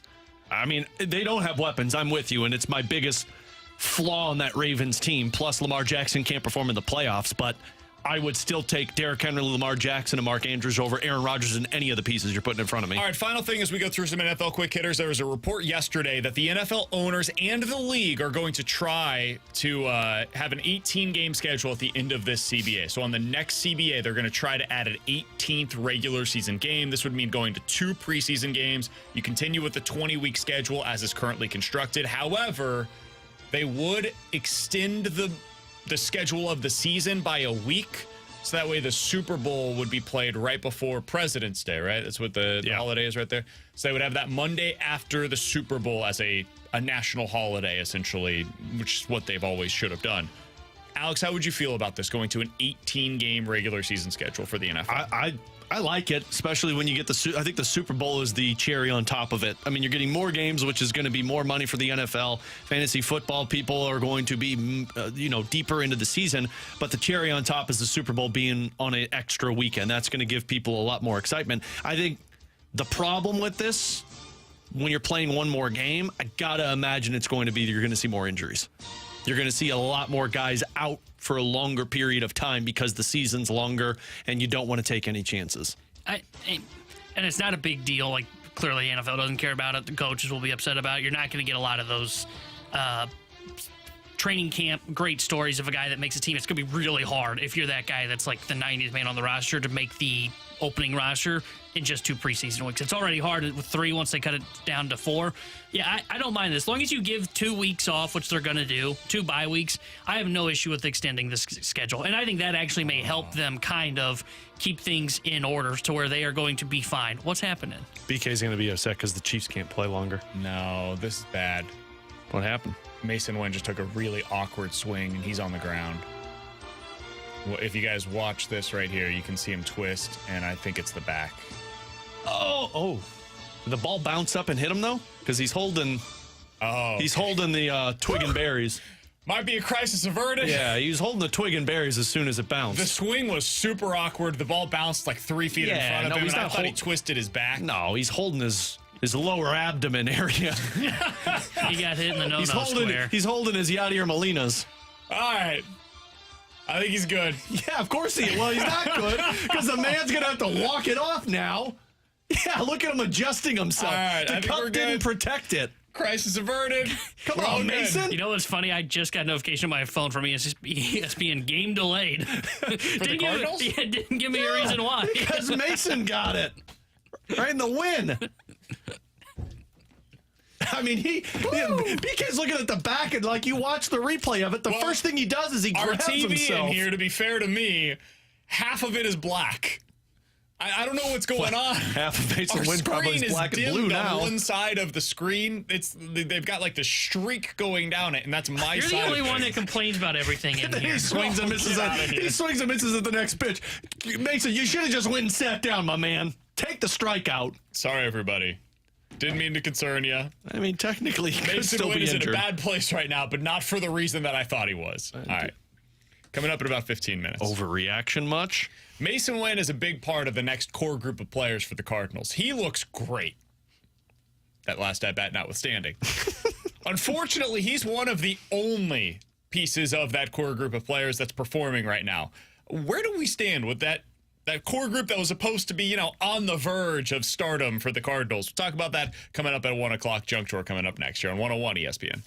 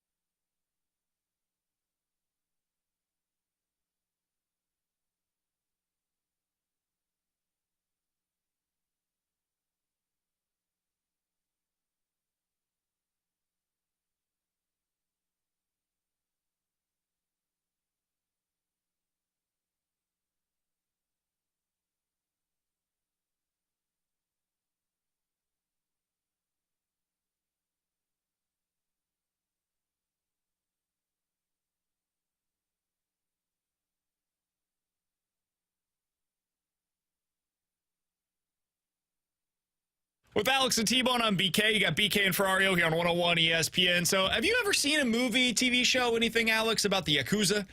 The organized crime crime in Japan? Yeah, there's a video game about the Yakuza team. Is there? Or the crime. What is the video game?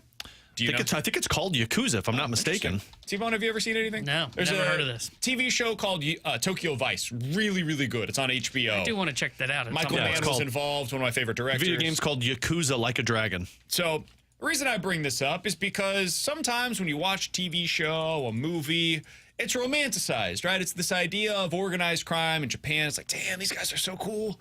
And then you see stuff like this story that came out yesterday about one of the lieutenants in the Yakuza, and you're like, maybe not as cool as I thought it was. No. So a Yakuza lieutenant has been arrested in Japan for a crime that doesn't exactly have a whole lot of gumption to it. Every crime has gumption. He broke into a store and stole 25 Pokemon cards that were worth $1,500 in total. Dang. What are we doing, Trying to get that holographic Charizard card. I get it, my man. Did you collect whenever you were younger? Absolutely, I did. And then I sold them at a garage sale for $20. Sure. Oh, you missed out. I had all of them. It probably would have been worth tons of money. I don't know if there's anything like this nowadays, but I remember my dad took me. I like collected and had a good amount of good cards. Oh, I used to spend money that I would like cut grass for. I would go to the card shop and buy a pack of them. So I used to go to there'd be these Saturday morning tournaments at Barnes and Noble. Dude, you're a nerd. You're a nerd, man.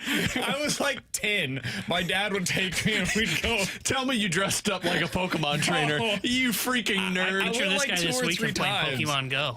Is there anything like that nowadays? I was talking There's about card games, but I can't think of it because my cousin lives up. Yu-Gi-Oh used to be a big thing. That was after me. That was the same time as Pokemon. I think it's all still Pokemon is still played. I mean, people still play Pokemon. Yeah. It's still one of the most popular. I don't know what they used to have it on television in the morning. Still I would wake up and I would watch Pokemon. Still is Saturday mornings. Really? Yeah. It used to be every morning though. I used to wake up before school and watch. Well, those Pokemon. were called reruns, buddy. Damn. They do those a lot. It's actually something called Netflix now, where you can watch them all in one area. Gotta catch them all. Yeah, you can catch them all. The episodes. God, I can picture BK be like, "Daddy, can we go to Barnes and Noble? There's a Pokemon tournament this week." I knew all the stats. Hey man, I can't make fun of you, dude. My parents listening, they understood. I knew I would take them out of their card holder and I would organize them. I would do it every freaking weekend, man. I had the video games, watched the shows. What were the points that were listed? It was like the attack points or whatever. HP points that they had. Yeah, that's what it was. I don't know what HP stood for. Here, like we are so old. I don't know what HP stood for. I can't make fun either because I know my cousin. It might have been my cousin who lives up in Chicago. I don't know if it's not Pokemon. He plays a different game. Hit points. But he goes to places. I don't think it's a Barnes and Noble, but he goes to a place every weekend and he plays a card game.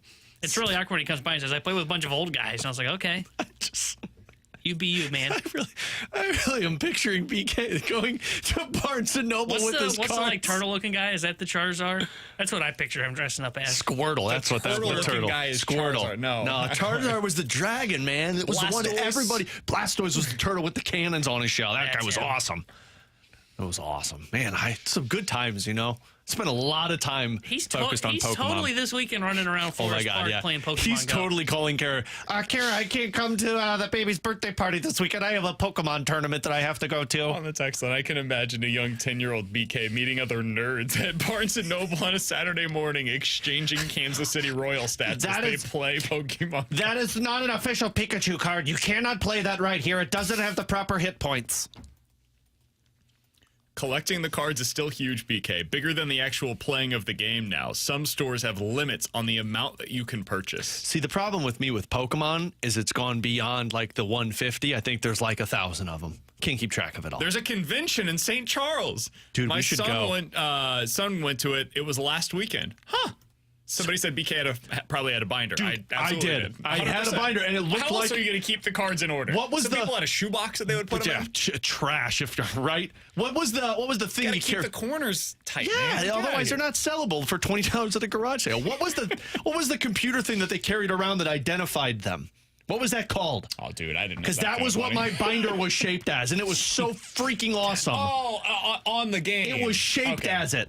I used to take it to school and show it to everybody. I was the talk of third grade, man. I'll take your word for it. Yeah, it's not often you guys show your age on here. Did you play all the video games? Yeah. I played the Game Boy games, the Nintendo 64 games, all of them. In 64, I never played. Yeah, it was Pokemon Stadium. I was exclusively Game Boy. Yeah. Pokemon Yellow. What color did you play? I played Gold and Silver mostly. Oh, what a loser. Yellow, man. It was the GOAT. You could catch them all. You're literally. older than me, man. By 2 years. Yeah, that was literally the difference between the two. No, it was. When did Pokemon Yellow come out? Yellow came out in 1998. I was 6. I wasn't born yet. Gold and Silver came out in 99. God, man. So I looked at living my childhood again. A new one came out. Legends. Jeez. Pokemon Legends. Pokedex. That's what it's called. Marshy just tapped it. Yes. Marshy, are you a LARPer? I think Marshy LARPs. I think Marshy LARPs. Marshy being a LARPer. I used to I looked I think up. BK could be a LARPer. Oh yeah, BK totally LARPs at Barnes and Nobles on the weekends. Chill, man. I looked at buying the Game Boy game, that Pokemon Yellow, just to relive childhood. Yeah. Dude, it was $125. Really? Yeah. I'm like, I wonder, when you look back now, I wonder how bad the graphics are for something like that. Well, I have my Nintendo. I have my Nintendo 64 still, and I play it every once in a while. GoldenEye on it, it's trash. Somebody said, I'm just trying to imagine how Randy Carricker would contribute to this conversation. BK nerd. Coming up next. Well, you did go to Barnes and Noble dressed up as a Pokemon. I didn't dress up as a Pokemon. Pikachu! I chose you! Charizard! I don't even know if that's the noise that they make. Pikachu! There it is. That's actually the noise my 2-year-old makes. Coming up next, where do things stand for the next core group of Cardinals hitters? We'll talk about it here on BK and Ferrario.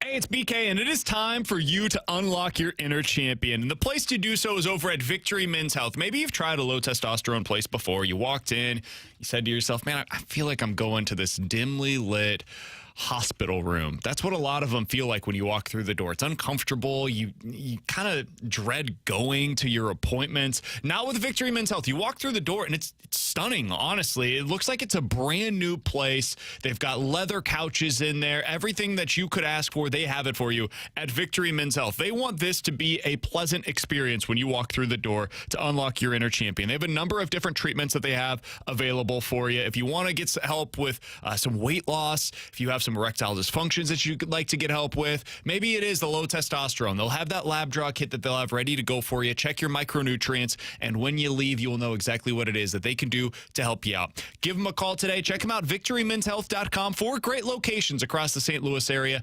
victorymenshealth.com.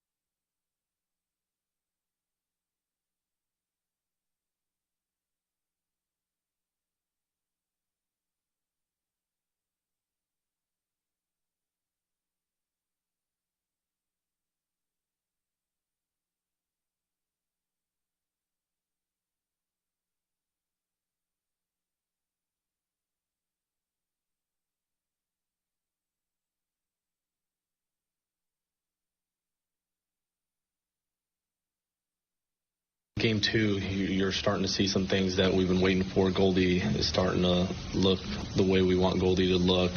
Burleson took some really good at-bats. Nuke got behind one. Donnie's starting to feel better about his swing. So we were able to put some things together offensively that super encouraging. On the pitching side, didn't give ourselves a chance in that second game. In the first one, obviously, we did. But offensively, I felt pretty good about what we just saw. That's what it sounded like yesterday from Ollie Marmol, talking about the offense and how he believes you're starting to see signs of them coming together. Now, we have not seen those same signs today. Cardinals, 0 runs so far in this game against the Detroit Tigers. Kenta Maeda has allowed exactly 1 hit so far through the first 3 innings. Didn't the Cardinals have an opportunity to sign this Cy Young candidate, and they chose not to? Yeah. I like Kenta Maeda. I think Kenta Maeda is pretty good. However, this is the first time that he's looked good so far this year. 2 starts ago, been good this year. 2 2/3, 6 runs, 5 of them earned with 3 home runs and only 2 strikeouts. Who was that against? That was against the Rangers, an actual team that's good. It's not good. Cardinals have struck out 3 times, 1 hit, 0 walks so far today offensively. Meanwhile, on the pitching side of things, Miles Mikolas looks bad again, guys. And I don't. He might end up. We've seen this before with Mikolas. He gives up 3 runs early. He ends up getting through 6. Quality start, whatever. The last 10 starts of his season last year, Alex, 10 starts, 60 innings. So he gave you a little bit of depth. He had a 6.1 ERA in those 60 innings. This year, in his first 6 starts, this is prior to today, 32 innings, 21 earned runs. That's good, quote unquote, for a 5.9 ERA. So in his last 16 starts dating back to midway through last year, he has a 6 ERA, and now today, through 3 innings, has allowed 3 more earned runs. We'll get to the offense here in just a little bit, but I do think it's worth spending some time on Miles Mikolas for now. What do you do with this? Because this is a number 5 starter, so I guess the answer is he's your number 5 starter. Man, we got a lot of those guys on this team. This is a pretty big problem for the Cardinals if this thing doesn't get going a little bit. You don't do anything. You're stuck. You banked on this to be the guy that was good for you for 2 separate seasons with bad seasons in between.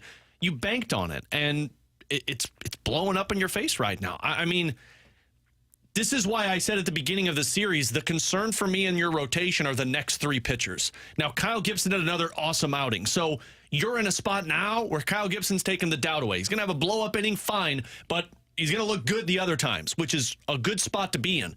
But the other 2 guys are liabilities when they step on the mound. Now, Mikolas isn't to the extreme of Steven Matz because you know he's going to be able to give you most of the time innings. You know he's not going to let the game get out of hand like Steven Matz does. But with an offense that is stagnant that I'm not sure is ever going to come back, I mean, you're talking about being down in a game that you're going to have to hope you make some type of 9th inning rally, and there is 0 you can do about it. Because you're stuck with Mikolas, you're not trading him. This is your guy that you put all your eggs in the basket. Somebody on the text line said, hey, BK fraud take. Is he still your number 2 starter like you said at the beginning of the season? That's the problem. They need him to be. Really good text. The problem for the Cardinals is he's under contract this year for $16 million, and they need him to be their number 2 starter. They put a massive bet on that being the case. I wasn't telling you that I think he's a number 2 starter. Now, he has been at times in his past. I think in 2022, he was a number 2 starter. And this is something that me and Alex got into before the season of, would you take what he did in 2019 when he gave you 32 starts with a 4.1 ERA? Would you sign up for that this year? As of today, I couldn't sign up for that quick enough, and I would take it. But he doesn't look like that starter. He looks more like what he did last year right now. And I don't think it's going to get back on track. The Cardinals were very clearly betting on him being their number 2 starter because if not him, then who? You have Sonny Gray, love it. Kyle Gibson, been pretty good for the most part this year, but I think he serves best as like a 3 or a 4. Lance Lynn is a 5 at this point in his career. He's giving you 5 innings. He's striking out a bunch of people, but you never know. He could blow up in any given inning. That's coming at some point for him. Steven Matz, we don't even want in the rotation right now. Mikolas is throwing like a number 5. You don't have a number 2 starter. That's the truth. And so they desperately need Miles Mikolas to get back on track Otherwise, they don't have anybody that profiles that way for this year. And I'm including the young guys. They don't profile to be a number 2 starter right now at the big league level either. He just doesn't have stuff that you look at and say he can get back on track. It was such roster mismanagement to go into this season thinking he was a 2. And that's why I hated the offseason. And that's what I was screaming from the mountaintops about this rotation is he doesn't have swing and miss, so it's really hard for him to be a number 2. It is really hard for to be a number 2 pitcher that doesn't have swing and miss because you got to have pinpoint command and you got to have a little bit. You still have to have some swing and miss, and he doesn't have the pinpoint command. He doesn't have a pitch that can get guys out on. Guys, I know we just said hey, we want Steven Matz out of the rotation because he kind of is Steven Matz right now. He's going to go 5 today. He's at 67 pitches already through 3 innings. He's probably going 5, and he's probably giving up another run in this outing as well. So here's the other problem to that point, T-Bone, and I want you to continue from there. But on the point of him not getting you deep into this game, he's gone more than 5 innings 3 times now if he doesn't go more than 5 today. In his 7 starts, he will have gone more than 5 innings 3 times. He's gone 4 1/3, 4 2/3, 4 2/3. And then even that, 5 2/3 in his last start as well. And that was like a bounce back, figured it out eventually. Yeah, and he's just got too much traffic, too.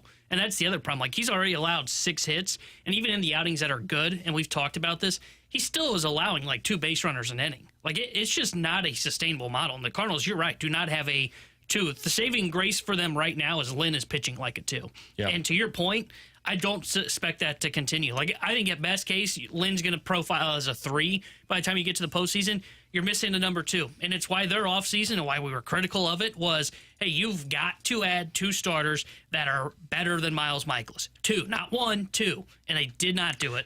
This is why I wanted, when they signed that extension, I wanted them to throw the money at Montgomery. And I know you probably couldn't have done it because it was a Scott Boras client, but I just personally felt like if you would have given him the proper money to get him locked up, you would not be sitting here having these conversations. You'd be talking about going to get the Sonny Gray, and you'd be talking about having a 1-2 punch that is dangerous for a Cardinals team. This is also the reason why I'm critical of the Cardinals when they say they don't want to give out the long-term deals to players in their late 20s. Man, you signed up for the back end of a long-term deal that they're concerned about with Paul Goldschmidt. This is the back end. This is what it looks like sometimes. You signed up for it with Nolan Arenado. You guys ready for that? Because that's the back end of that deal might be tough offensively for the Cardinals to be able to withstand. Now, he's great defensively still, but the back end of the deal might be something they have to take their medicine a little bit there. Miles Mikolas, back end of this deal hurts. If we're being totally candid, the final year of the Yadier Molina deal hurt. Now, that's a little different. That's a different category. That was you're a legacy player. We're going to give you the money that you probably got a little underpaid for the majority of your career. Here it is. The Waino deal. The last one was that. Hey, you had a good season. Let's get you your money. Thanks for everything over the course of your almost 20-year career here in St. Louis. So I understand that to a degree. But they like to sign up for the back end of these deals. What they are concerned about with younger players, they just do it on 3 to 5 year contracts for players in their mid-30s that are going to end at the end of their 30s for some of these guys. And this is what it looks like a lot of the time. They just get over their skis and they're like, we got to get out in front of this. No, nobody was going to give Miles Mikolas a lot more than $16 to $18 million on the open market. He doesn't strike anybody out. People don't pay for this kind of a pitcher anymore. Hell, Aaron Nola got less than what some were expecting because he's kind of similar to this. So I don't know, man. They don't have an alternative. To answer my question of what do, you just keep throwing them out there and hoping that something changes, and fingers crossed it does. But this is actually a less concerning thing for them than the offense, because at least at the deadline you can find starting pitchers and you know where you're going to upgrade in your rotation if you're in a place where you can continue winning until you get there. The offense is something that's a big concern right now, guys. Now, Wilson Contreras hit a home run. They're down 3-1 now in the middle of the 4th inning, so they did get on the board. Thank God. Same guy. You look up and down this lineup in terms of their slugging percentages. I'm going to go ahead and read you the slugging percentages for most of the guys in the lineup not named Wilson Contreras today. Brendan Donovan, 370 slug. Lars Nootbaar, 302. Peak Lars. Nolan Arenado, 345. Paul Goldschmidt, 313. Alec Burleson, 388. Mason Wynn, 400. Nolan Gorman, 359. And Michael Ciani, 200. The only player in your lineup today that has a slugging percentage above 400, which is not a good slugging percentage, by the way, is Wilson Contreras at 515. Alex, this is a way bigger concern to me long-term than the Miles Mikolas thing. Yep. if you need to trade for one starting pitcher that can slot in as a number 2, those guys will be available at the deadline. It's going to be costly. We'll talk about it then, but those guys will be available. You can't fix this lineup with a trade. These guys have to get it figured out, or this thing is going to go sideways. Yeah, you're at fireable territory, but here's the thing. People are going to be clamoring for people to be fired. Firing's not going to make a difference. This is a player thing. You might not have the dudes. You might not have the talent to be a offensive-heavy team. You might start seeing the downfall. This is my concern for the trajectory of the Cardinals core that we're talking about. Like Jordan Walker's in the minors for the second straight year trying to figure things out. Nolan Gorman is not showcasing the power that we all saw and thought he was going to have. Mason Wynn right now is the best core piece that we're talking about. And if you move on from Paul Goldschmidt, if Nolan Arenado completely falls off a cliff and your pitching other than Sonny Gray can't sustain, where's this core that we're talking about that's supposed to be giving you the excitement that their winning window is just opening? I'm still optimistic about it, but it's hard to, I can't cite any of these statistics as to why you should be excited about it. Brendan Donovan at the beginning of the season, we were talking about, like, man, Brendan Donovan is the piece that this team absolutely needs. Lars Nootbaar was untouchable because of the offense and because of, frankly, the defense in the outfield. I mean, you're seriously out of position right now where it's starting to get really hard to see what this bright future that we've all been getting excited about is. They need their left-handed bats to step up. Nolan Gorman's batting 195, and he's not slugging very well right now. Lars Nootbaar's batting 175. He's not slugging, as we mentioned. Brendan Donovan even is batting 225, and you don't worry about his average too much because of the on-base, but his on-base percentage is only 305. That's not good enough. And he's not slugging a ton. It's okay, but you need the on-base percentage to be way higher to deal with this level of slugging percentage from him.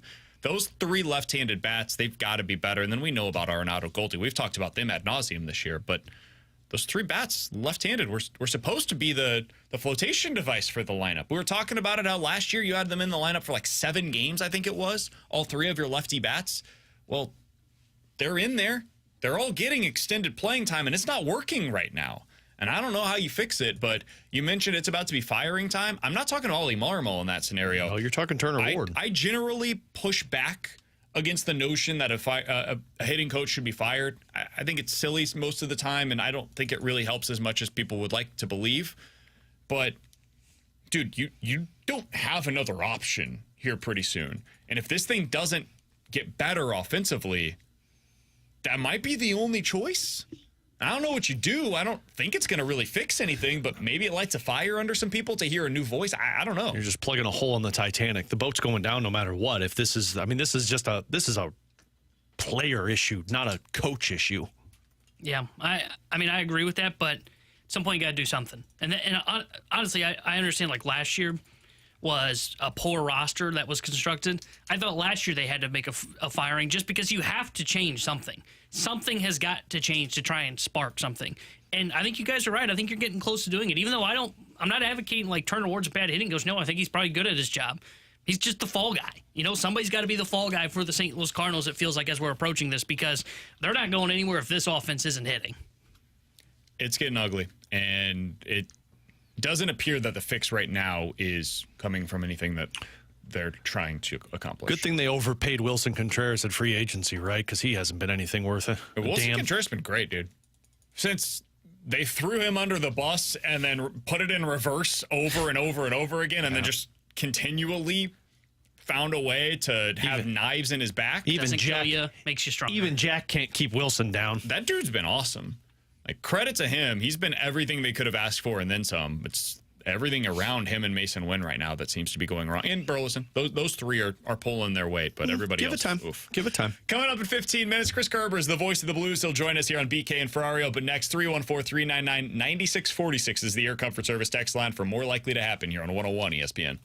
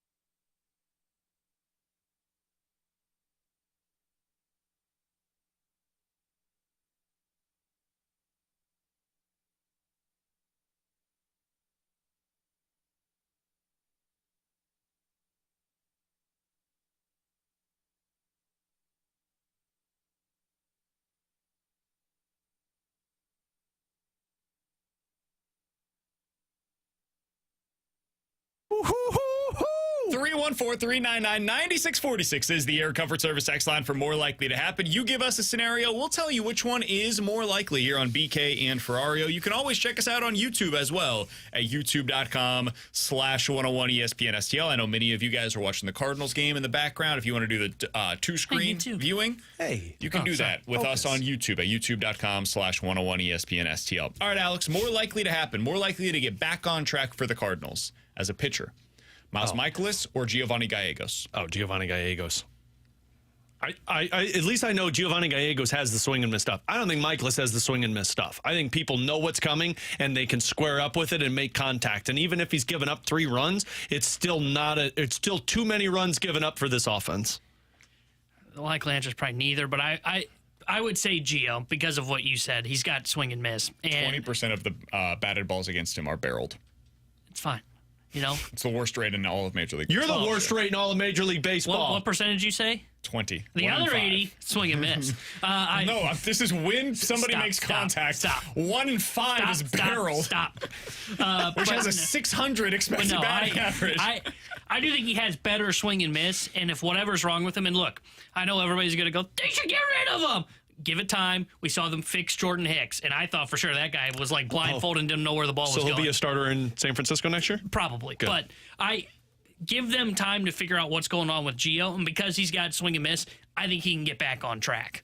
Can I steal one from the text line? This one's not really mine. But before you do, I actually do agree with Tanner. Oh, that's I'm cool. not doing what I did last year. He's got a 20% barrel rate. I know. I just used that to attack your argument. Home runs don't matter. I do agree with T-Bone. I was so out last year at this point on Jordan Hicks. I'm not going to make the same mistake this year of overreacting to a small sample size by a reliever.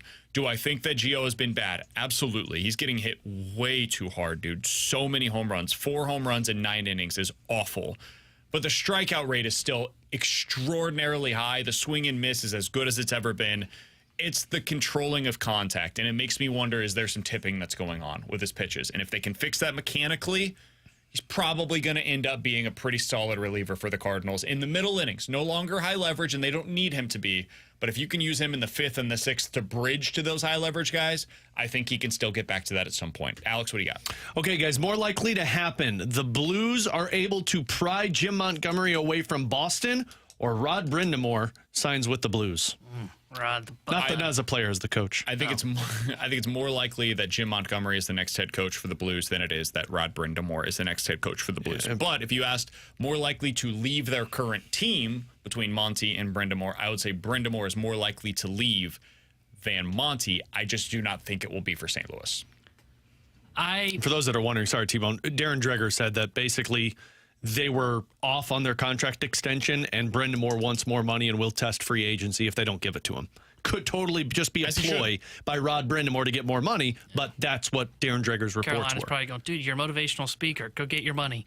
We can hire anybody. They don't want to do that. I would say more likely, I think Rod the Bot would be here than Montgomery. Because, granted, I say that, and I think Montgomery's like 1% chance it happens. I think Rod the Bot is 2% chance it happens. I am not buying this notion that Boston's just going to go be free, Jim. You can go blossom in St. Louis. No, he's a great head coach. You don't let that guy go unless you're getting a draft pick for him, and I don't think they want to trade him. So I think it is, because he's going to test free agency, more likely that the Blues would go after him than Montgomery. Sometimes when you let the birdie go away, though, T-Bone, it always comes back to you. No. Maybe this bird, Jim Montgomery, will come back. You could not have butchered that anymore. Sometimes when you let them go away, they always come back. Yeah, I mean, technically I was right. I just phrased it. However I want to phrase it is my own way, so stop judging me, you jerk. T-Bone, what do you got for us today? Guys, more likely to be the Cardinals' first baseman next year, Alec Burleson or Paul Goldschmidt or somebody that they bring in from outside the organization? Burleson. So I think Field versus Burleson. Yeah. Pretty much, yeah. I think it's most likely that it's Alec Burleson. Yeah. I don't think they're going to go out and pay Pete Alonso, for example. I don't think that's that's how you get more offense. I think that the most likely scenario for first base next year is Alec Burleson is your starter there. And I don't have a problem with that. You got to upgrade elsewhere, but I'd be fine with him. Yeah. I'm everywhere? Literally everywhere. We'll see. Not shortstop or catcher. We're good on those spots. Yeah, I would say it's more likely it's Alec Burleson. I don't think you got more issues to address than figuring out your first baseman if Alec Burleson's bat plays. I think Alec Burleson as well. and just kind of running through the scenario, kind of a little tinfoil for you here. I think they're setting up to kind of do a reset, and I think they're going to do it, and Mo's not going to be the guy leading it next year. Yeah, not because he's fired, but because I think he'll go, you know what, we tried it. We had our two paths of contention, and, hey, let's have the outs in case we want to tear it down, which I thought they were a little concerned about and more focused on, honestly. And I think if you're going to have someone take this and reset it with one of the franchise guys just walking out the door, I think you got to reset it in the Pobo department as well. All right, let's get to a couple of these quick hitter style on the text line before we get to Chris Kerber, the voice of the Blues on the other side. More likely to be in St. Louis in 2025, Alex, Jordan Kyrou or Paul Goldschmidt? Kyrou. Goldschmidt, I do not believe is going to be here beyond the season. Kyrou, as much as I'm skeptical of it, I mean, unless you get a hell of a deal, you're not trading him. Paul Goldschmidt, you're moving on from. Cardinals like bad contracts, as we're watching pitch right now. That's very true. They also like good contracts, though. No, they don't. I'd say more likely it's Jordan Kyrou. I think hearing Army speak sounds like they want to keep him. We're all on the same page. They're more likely to be bought out this summer, Alex. Kevin Hayes or Torrey Krug? Hayes. Comes from the 314. Hayes is going to be cheaper to you. Krug has 4 years left on his contract. They are not paying all of that. Yeah, and I mean, it's beyond the 4 years, too, because I think you have to, it's equivalent to whatever the length of the contract is. Like, Minnesota's just now finishing paying Parise and Suter next year. So, yeah, they're not buying out any of the defensemen. If the defensemen aren't here, they are traded. I'd agree with that. I'd say more likely it's Kevin Hayes, and to your point, it's just cheaper and easier to do. Alongside Alex Ferrario and Tanner Hendrickson, I'm Brandon Kiley. Chris Kerber, the voice of the Blues, joins us next here on 101 ESPN.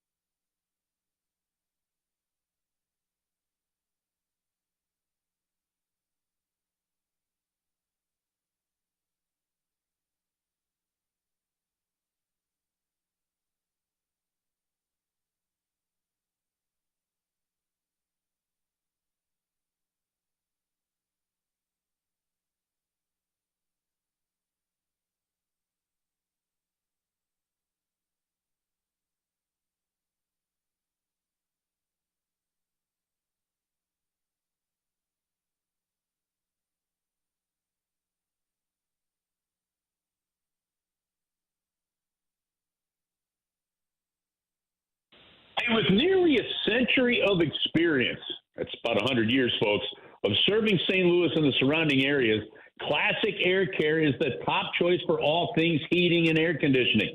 They've got an expert team. They put your comfort first. You can always count on exceptional service. They're state-of-the-art products, and they've got lasting results. That's why so many customers continue to turn to Classic Air Care for their home service needs, and you can read the many reviews and great reviews they've had at ClassicAirCare.com. What do you expect when you call Classic Air Care? You get 100% satisfaction guaranteed. You get free estimates. You get trained technicians. You can call them for help 24/7. You get peace of mind, and they've also got a commitment to the community as well. Book your appointments online at classicaircare.com. You can give them a call as well. Go to classicaircare.com to see all the websites. Make sure that air conditioning unit is up and running and ready to go for the summer that's coming ahead here in St. Louis. Go to classicaircare.com.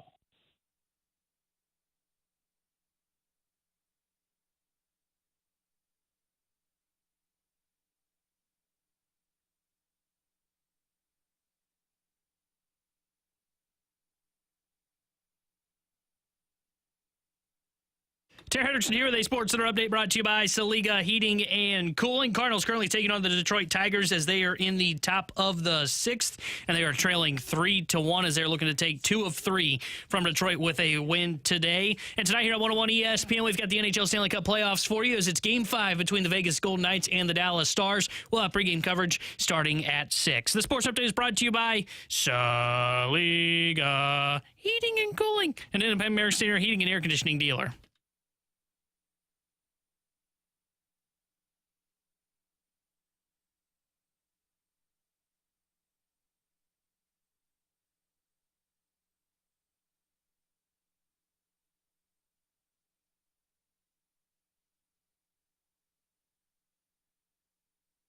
With Alex and T-Bone on BK, and we are happy to go out to the 101 ESPN hotline to be joined by the voice of the Blues. He's Chris Kerber joining us here on the show. Kerbs, appreciate the time as always, my man. How you doing today? BK, I'm doing good. How are you? We're doing very well. So we had a couple of conversations earlier. I want to bring you in on these. The first one was about Pavel Buchnevich and what the contract could look like for the Blues if he were to resign. There's a great piece earlier today in the Post-Dispatch by Matthew DeFranks about probably looking at $8 to $8.5 million, kind of the range for Buchnevich, and then it would just come down to term. Kerbs, given where the Blues are at right now in their retooling process, do you think they should be comfortable going 6 to 8 years for Pavel Buchnevich if that's the money that it's going to take, is around that $8 million deal? Yeah, I do. I do because I like the kind of player he is. I like the full 200-foot game that he plays with. He was a little bit down on himself this year, and he put a lot of, and I talked to him at the end of the season about this. He put a lot of pressure on himself, and what he told me was, he says, I probably tried to do too much on myself. And what he was trying, that was his quote of it actually, but what he was trying to say is, yeah, he put so much pressure on himself that he felt that impacted his production. And he didn't, he felt that he underproduced. He felt that there was more that he could do. For the team, and he was really disappointed in himself. But I did ask him, and he says, yeah, I do want to stay. I want to be a part of this. I'm in my prime, though, but I also want to win. And I think he feels that could happen here. I also think, BK, that you're going to have to play in the sandbox of everybody else at some point in time. And if you decided not to play in the get a guy under contract till his later years sandbox with, say, Ryan O'Reilly and them, at some point, for continuity standpoint, one of these guys is going to have to be in that mix, and I think it's going to be Buchnevich. Now, I also think this, guys, when it comes to these free agent contracts, and they got to look at the Pittsburgh Penguins as an example here. Sidney Crosby has never had a contract that has paid him fair market value. All right? And that's allowed the Pittsburgh Penguins to stay competitive and until very recently, be a Stanley Cup contender year in, year out. Okay, they don't have the lopsidedness of the Toronto Maple Leafs or some of these other teams. So whether the market steers after the contract of Kyrou and Thomas to a different level for a guy that can get you 70 to 80 points, that's one aspect of it. But at some point, you're going to have to take a little less to be able to play here so you can make sure you can round out the roster, and the Blues know that that's a formula for winning. Does it feel like, Kerbs, that the Blues have to pick a lane on his position moving forward, whether if he's a winger or if they're going to stick with him as a center, or do you like the utility? No, he's a winger, guys. First off, yes, you like the utility. I think the St. Louis Cardinals are a great example of what happens when you have too much utility and not enough assuredness in certain positions, right? You like the ability that the guy can fight over and play. Stay in your lane, sir. Yeah, okay, Pokemon guy. What do I know? What do I know? I know that guys need to know their roles in sports. It's pretty obvious. And when guys don't really know their roles in sports, you tend to have inconsistency in play, right? That's pretty much as old as sports goes. So I do believe that with Dvorsky coming in, with the way Shen is, you're just fine playing Pavel Buchnevich on the wing. You like the fact that he could fill in at center, but this is not what Andy Murray did with David Backes and take a winger and make him a centerman in his career. This is not that situation. He's been moved to center to see if it gives you some other options, as some stopgap procedures, but Pavel Buchnevich, in my opinion, is a winger, and he's going to give you his best hockey as a winger. How much does the future of Snugger, Dvorsky, Bolduc, Dean, Neighbors, having those cheap, young, cost-controlled players on the roster influence your thoughts on this, Kerbs, if at all? Well, I think it influences it greatly because you do have that cost control. Now, the key is, as you know, those cost-controlled players have got to perform. You know, you go back to the early successes of the Blackhawks when they won that cup in 2010 and then again in 2012. You know, those are the early years of Taves, and those are the early years of Kane, and they were able to take advantage of it and build from it.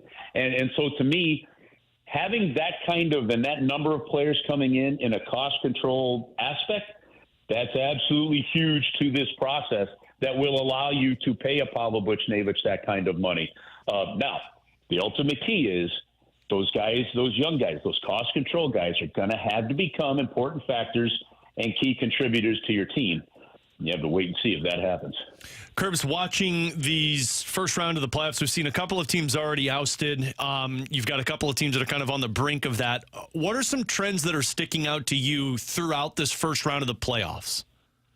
Yeah, I don't know what you guys think on this. I don't know that the first round has been all that compelling from a drama standpoint. Other than Dallas and Vegas, that's been about it. Yeah, I mean Nashville. You know, Nashville got the big win in there.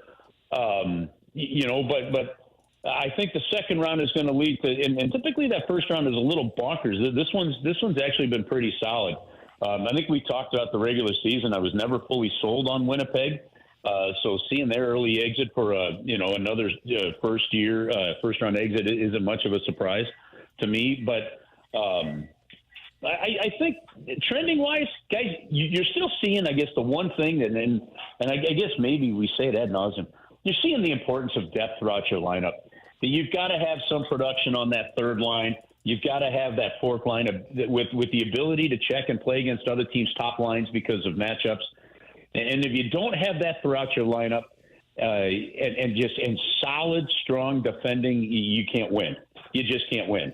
And I think that's the trend that we're clearly seeing. And I think that's a great, for example, I think it's an absolute perfect reason why teams like the Toronto Maple Leafs continue to struggle. They just don't have that well-rounded lineup. And Boston does. And Boston's been able to just wear them down. Kerbs, what are we making for lunch today?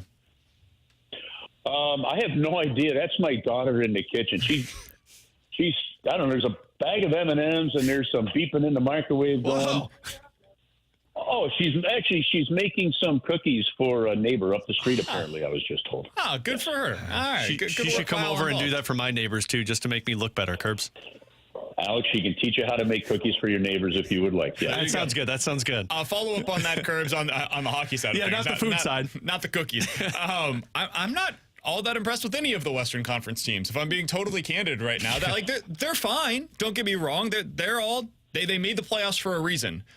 It feels like a down year, generally speaking, for the Western Conference compared to what we've seen in recent years where Vegas was amazing. Colorado, the team that won it, was amazing. Obviously, the Blues team was unbelievably well-rounded.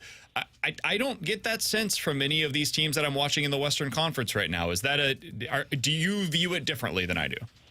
I do view it a little differently. I think the East is going to have a dog of a time against whatever Western Conference team comes out. And to me, obviously, to me, the three that they would, I don't think anybody would have that big of a problem with Edmonton, but I do think with Dallas, Colorado, and Vegas, they would. The reason I say that is I think you were down a little bit in the West in terms of the bottom teams with as bad as San Jose and Chicago were. But with 3 games to go in the regular season, you still had an opportunity where all 8 teams in the West could have had 100 points. Had Vegas went out, they would have had 100 points. Had LA won like one more game. Like it's really kind of crazy what it took to make the playoffs in the West. I just think the way these playoffs are shaken out, LA was probably the weakest team in the Western Conference there. And you're probably seeing the playoff separation of the better teams versus the next level that made the playoffs, if that makes sense. That's fair. But I think the top 3 teams, top 4 teams in the West could easily give the Rangers and Carolina and Florida some fits. Maybe we can make a friendly wager on that afterwards, Curbs. We can talk about that off air. Well, believe me, All right, I'm up for those. Believe me, BK will tell you you're wrong, Curbs. He does it a lot on the show here. I'll make sure you actually get your winnings, though. I'm the man that pays my bets, unlike these two schmucks over here. Stop it already. Boom. Way to go. Hey, BK, I will make any bet with you any day of the week, any friendly bet, because I also pay my bets. There you go. All those two had to do is go spend $24 on a bottle of Patty's Irish whiskey. All right, I think we got to get to the real line. Curbs, sorry. BK ran a little long on her hit today. You can't get to it. In all seriousness, Curbs, Alex told me you've got something really cool that you're going to be a part of. Tell our listeners what you're getting involved with. Yeah, listen, we got a great event coming up with the American Parkinson's Disease Association in Missouri chapter, and on May 16th, they're having their golf classic. And unlike a lot of golf tournaments, guys, this is not at a golf course. They're doing it at Top Golf, and I participated in it last year. They asked me to be the honorary chair this year. It's kind of a fun way to do it because you don't have to be a great golfer to be out there and have a lot of fun at Top Golf and doing it. So it's coming up on May 16th. It's from 4 to 8 p.m. So it takes your evening and gets you out of there. And if you go to APDA, right? APDAParkinson.org. It's the Missouri chapter, and you'll see all the information on there. So there's still some bays available to come on out and have a good time, and it helps raise money for and not just the research and the potential cures and developments they're finding out with Parkinson's, but the Missouri chapter also helps a lot with the education and some of the coping necessaries of people and the families with the disease as well. So it's really a whole wellness thing that they do, and a big thank you to Carroll House Furnitures, Dowd Bennett, Luxco, Scott Leonard Fund, the major sponsors of it. It's really a nice tournament. A friend of mine's brother has been suffering from the disease. He got me involved with it and asked if I'd be a help this year for them, and I'm more than happy to do it, and it's a fun event. So if anybody's got some free time, May 16th, check it out on the website, and we're going to have a great golf event at Top Golf. That's awesome. Well, kudos to you for getting involved with that, Curbs. We appreciate the time as always, my man. We'll talk with you again next week. All right, I'm looking forward to any wager you got there, VK. You and I are in it. That's Chris Kerber, voice of the Blues. Can I be in too? No, man, you don't pay your debts. Shut up. I do pay my bets. It wasn't a real bet. All right. Well, whatever the reason, you're not involved in this. I'm going to take the East. He's going to take the West in the Stanley Cup final. Sight unseen. It's a blind bid. I don't know who's getting there, but I know that whoever comes out of the East, I would take over whoever comes out of the West. What was the last? Yeah. Carolina. I would. Boston, Florida. I like my side. I hear what Curbs is saying because the West plays just a different brand of hockey. But Not man, this year, though. Watching Carolina and Florida play, they play Western Conference hockey. Yeah, I don't think they necessarily. I think the Eastern Conference this year, the best teams are playing a heavier style, in my opinion, than the Western Conference. Here's where I agree with you on the East. I think the goaltending is better in the East than the West. Yeah, I've got it all. I've got goal scorers. I've got big. You don't really have it all. Out. Huh? Colorado's pretty awesome. I don't know if what you saw what they did against Colorado. We got to give some kudos to Miles Mikolas, who put together a quality starts today, despite all of our frustrations. Talk about it next year on 101 ESPN.